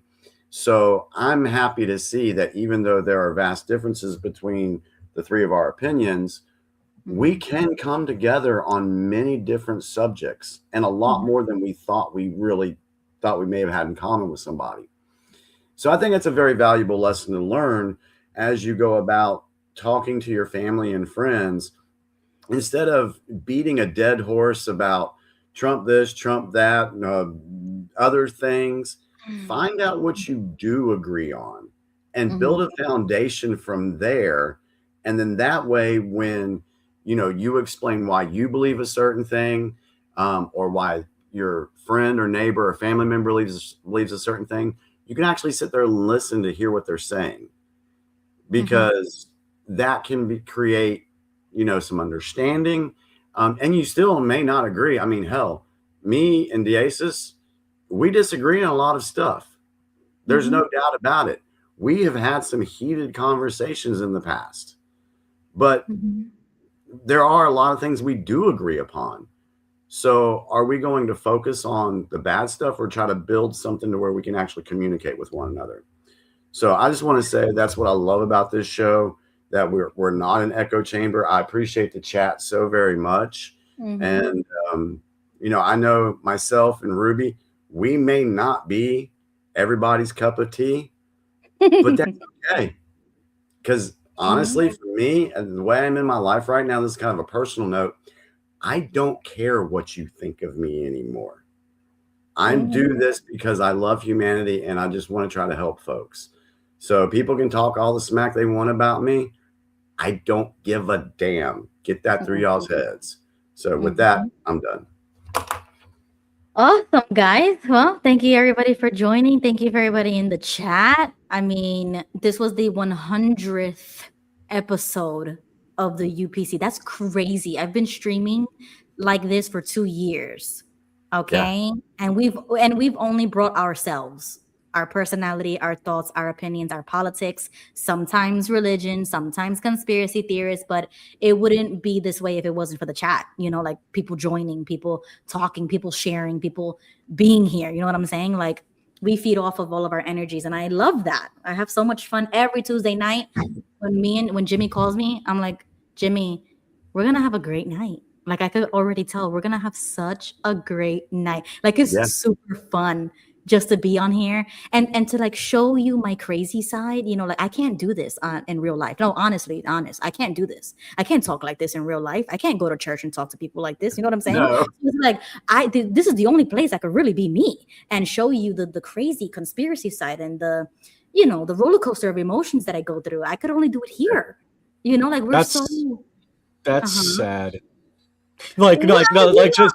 Well, I mean, just hear me out. Like it's a good thing that you can be yourself here. I'm saying it's sad that you cannot be yourself in church when you're authentically living the Christian lifestyle. Does that make sense? I can be myself, but I don't be yelling the way I do. I don't be looking crazy. You know what I'm saying? Because they're gonna judge me. They're gonna be like, "Yo, be careful with Ruby over there." You know what I'm saying? Like, I am like you let your hair down here. Exactly. And I could bring out that side without feeling the judgment or like, you know, because when I go to church, I'm not there to be making problems. You know what I'm saying? I'm there to pray. So they're going to see a different side of me, right? But here, I'm not here to pray. I'm not here to confess. I'm not here for none of that. So you get you get a different side. And then Discord gets a different side of me. You know what I'm saying? It's like different. But here is where I can really be like, on fire. You know what I'm saying? I want to see what you're like stuck in traffic. I'm quiet. I disassociate myself and I put the music on. Like I don't have a problem with the Matrix sometimes when it comes to things like that. But when we come here, which is why I was getting so upset that the stream was messing up, is because this is the only place that I could scream about things. And then it was glitching on me. You know what I'm saying? So they're trying to put a leash on me, which is why we come here and we say whatever we want to say. We do whatever we want to do. And anybody can come up in here if they are brave enough to do so. You know what I'm saying? And Jimmy was respectful. Exactly. And Jimmy was the only guy that could handle me. You know what I'm saying? Like Jimmy was the only guy on the internet who was with me, even though I didn't know him. And then when he came on here, he's the only one that we can really like bounce back and forth without getting too crazy or, you know, him like not, I'm not going to talk to you ever again. You know what I'm saying? Because a lot of people did that to me. So Jimmy's the only one that could really handle me. So I got to give it up to you guys. You know what I'm saying? Because I'm crazy, but I love it. You know what I'm saying? Like I am no longer going to put that JW filter or, you know, like a cap on the things I say. As long as it's, you know, within the bounds of YouTube, we're good, basically. You know what I'm saying? Like, we're good. So anyways, I love what we got here. I tell Ruby all the time I enjoy working with her. You know, I'm getting ready to be 53 here in May, and she's what, you're 30, 31? I mean, I'm 29, Jimmy. 29? I apologize. I'm gonna have an anxiety attack because my birthday. Hey, I thought you were 29 last year. No, I'm 29. I'm turning 30 this year, bro. I'm gonna have an anxiety attack. Yes, no, dead ass. Like if you guys know me, you guys know that birthdays give me anxiety attacks. So what I was saying though, that's just an odd combination. It's like I'm old enough to be her dad. Yeah, you are. You know, but the way we operate, it's really cool, and I really enjoy it. So I just want to say thank you, Ruby. Yeah, well, you're old enough to be my dad. Technically, you'd be young, but you're technically old enough to. How old are you, Dave? 37. Yeah, I'd have to be young. I'd have to be like 16. Damn. So 15, 16. And so it's What's possible. the damn for? Do I look that old, really? Do what? No, I'm just saying. Oh. Well, Jimmy would have to be so young. Like, hello. Oh, What? Man, I had somebody at work tell me today. Usually when I'm working, I have to ask what my customers' ages are. And so they'll tell me to guess. And then I guess, and I'm usually pretty good about that. But then I had one of them today. I said, well, why don't you guess my age? She broke my heart, y'all. She said I usually get like 4 or 5 years younger than I really am. But this one said 60.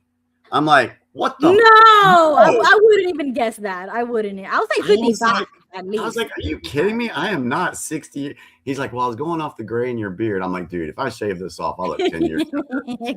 So anyway, I'm not going to have them guess my age again. So yeah. All right, guys. So I got the intro. So here we go. We're gonna play it. Have a good night, everybody. Okay, so next Tuesday, I don't know what we're gonna talk about yet, but whenever I figure it out, or Jimmy, let me know what you feel. We'll have the stream up and ready. Yeah, next Tuesday, 9 p.m. Eastern time. Hopefully everything's okay in the world. You know what I'm saying? Like, I don't know what's gonna happen after tonight, but we'll see. It'll be fine. Yeah, it's gonna be crazy. Yeah, it'll be fine. All right. Good night, everybody. Good night, Jimmy. Good night, Dave. Good night, y'all. Good night, Dallas. Good night, Ruby. Good night, Good morning.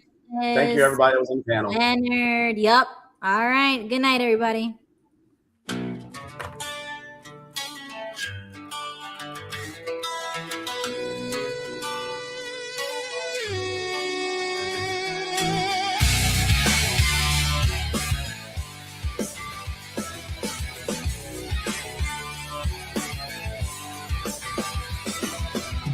They said I lost my mind, said I was chasing ghosts and shadows.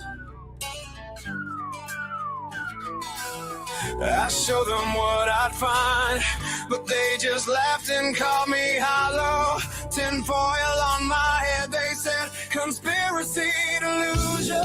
Every word I said was buried under their confusion, but I could feel it in my bones. A reckoning was coming. I'd rather bleed and stand alone than pretend I wasn't seeing something.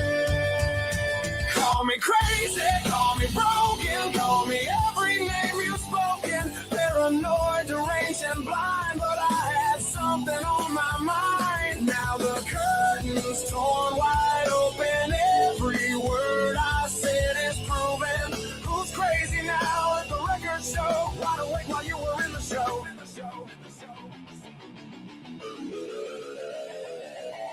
They cost me friends, they cost me sleep. Call me unhinged at the dinner table. They rolled their eyes so goddamn deep. Said I was broken and unstable. Lost my job for speaking out. Got unfriended for the questions. Every time I raised my doubt, they made it therapy, they suggested. But I kept burning through the night, connecting every dot they missed. The only question left was when, not if. And now they get this. Call me crazy, call me broken, call me every name you've spoken. Paranoid, deranged, and blind, but I had something on my mind. Now the curtain's torn wide open. Every word I said is proven. Who's crazy now? Let the record show. Wide awake while you were in the show. You call me crazy. You call me lost. You call me, they call me lost, but you never counted the cost. Silencing the ones who see before the rest already. You buried us in ridicule, but truth don't shake so easy. Now the world is cracking open, and the shock is written on your face. And I know you want an answer for how you got so taken in this place. Well, I can say I told you so. God knows I've earned the right, but I held this torch for all of us. Not to prove I'm right, but to give you light. I'm not here to burn you down or tell you that you failed me.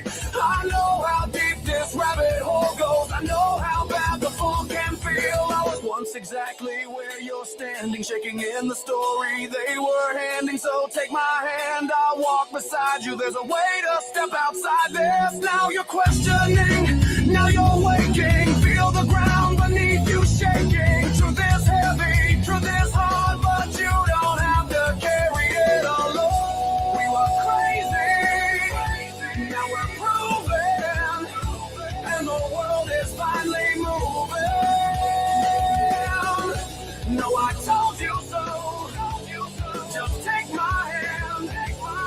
Let's walk out of this darkness while we can.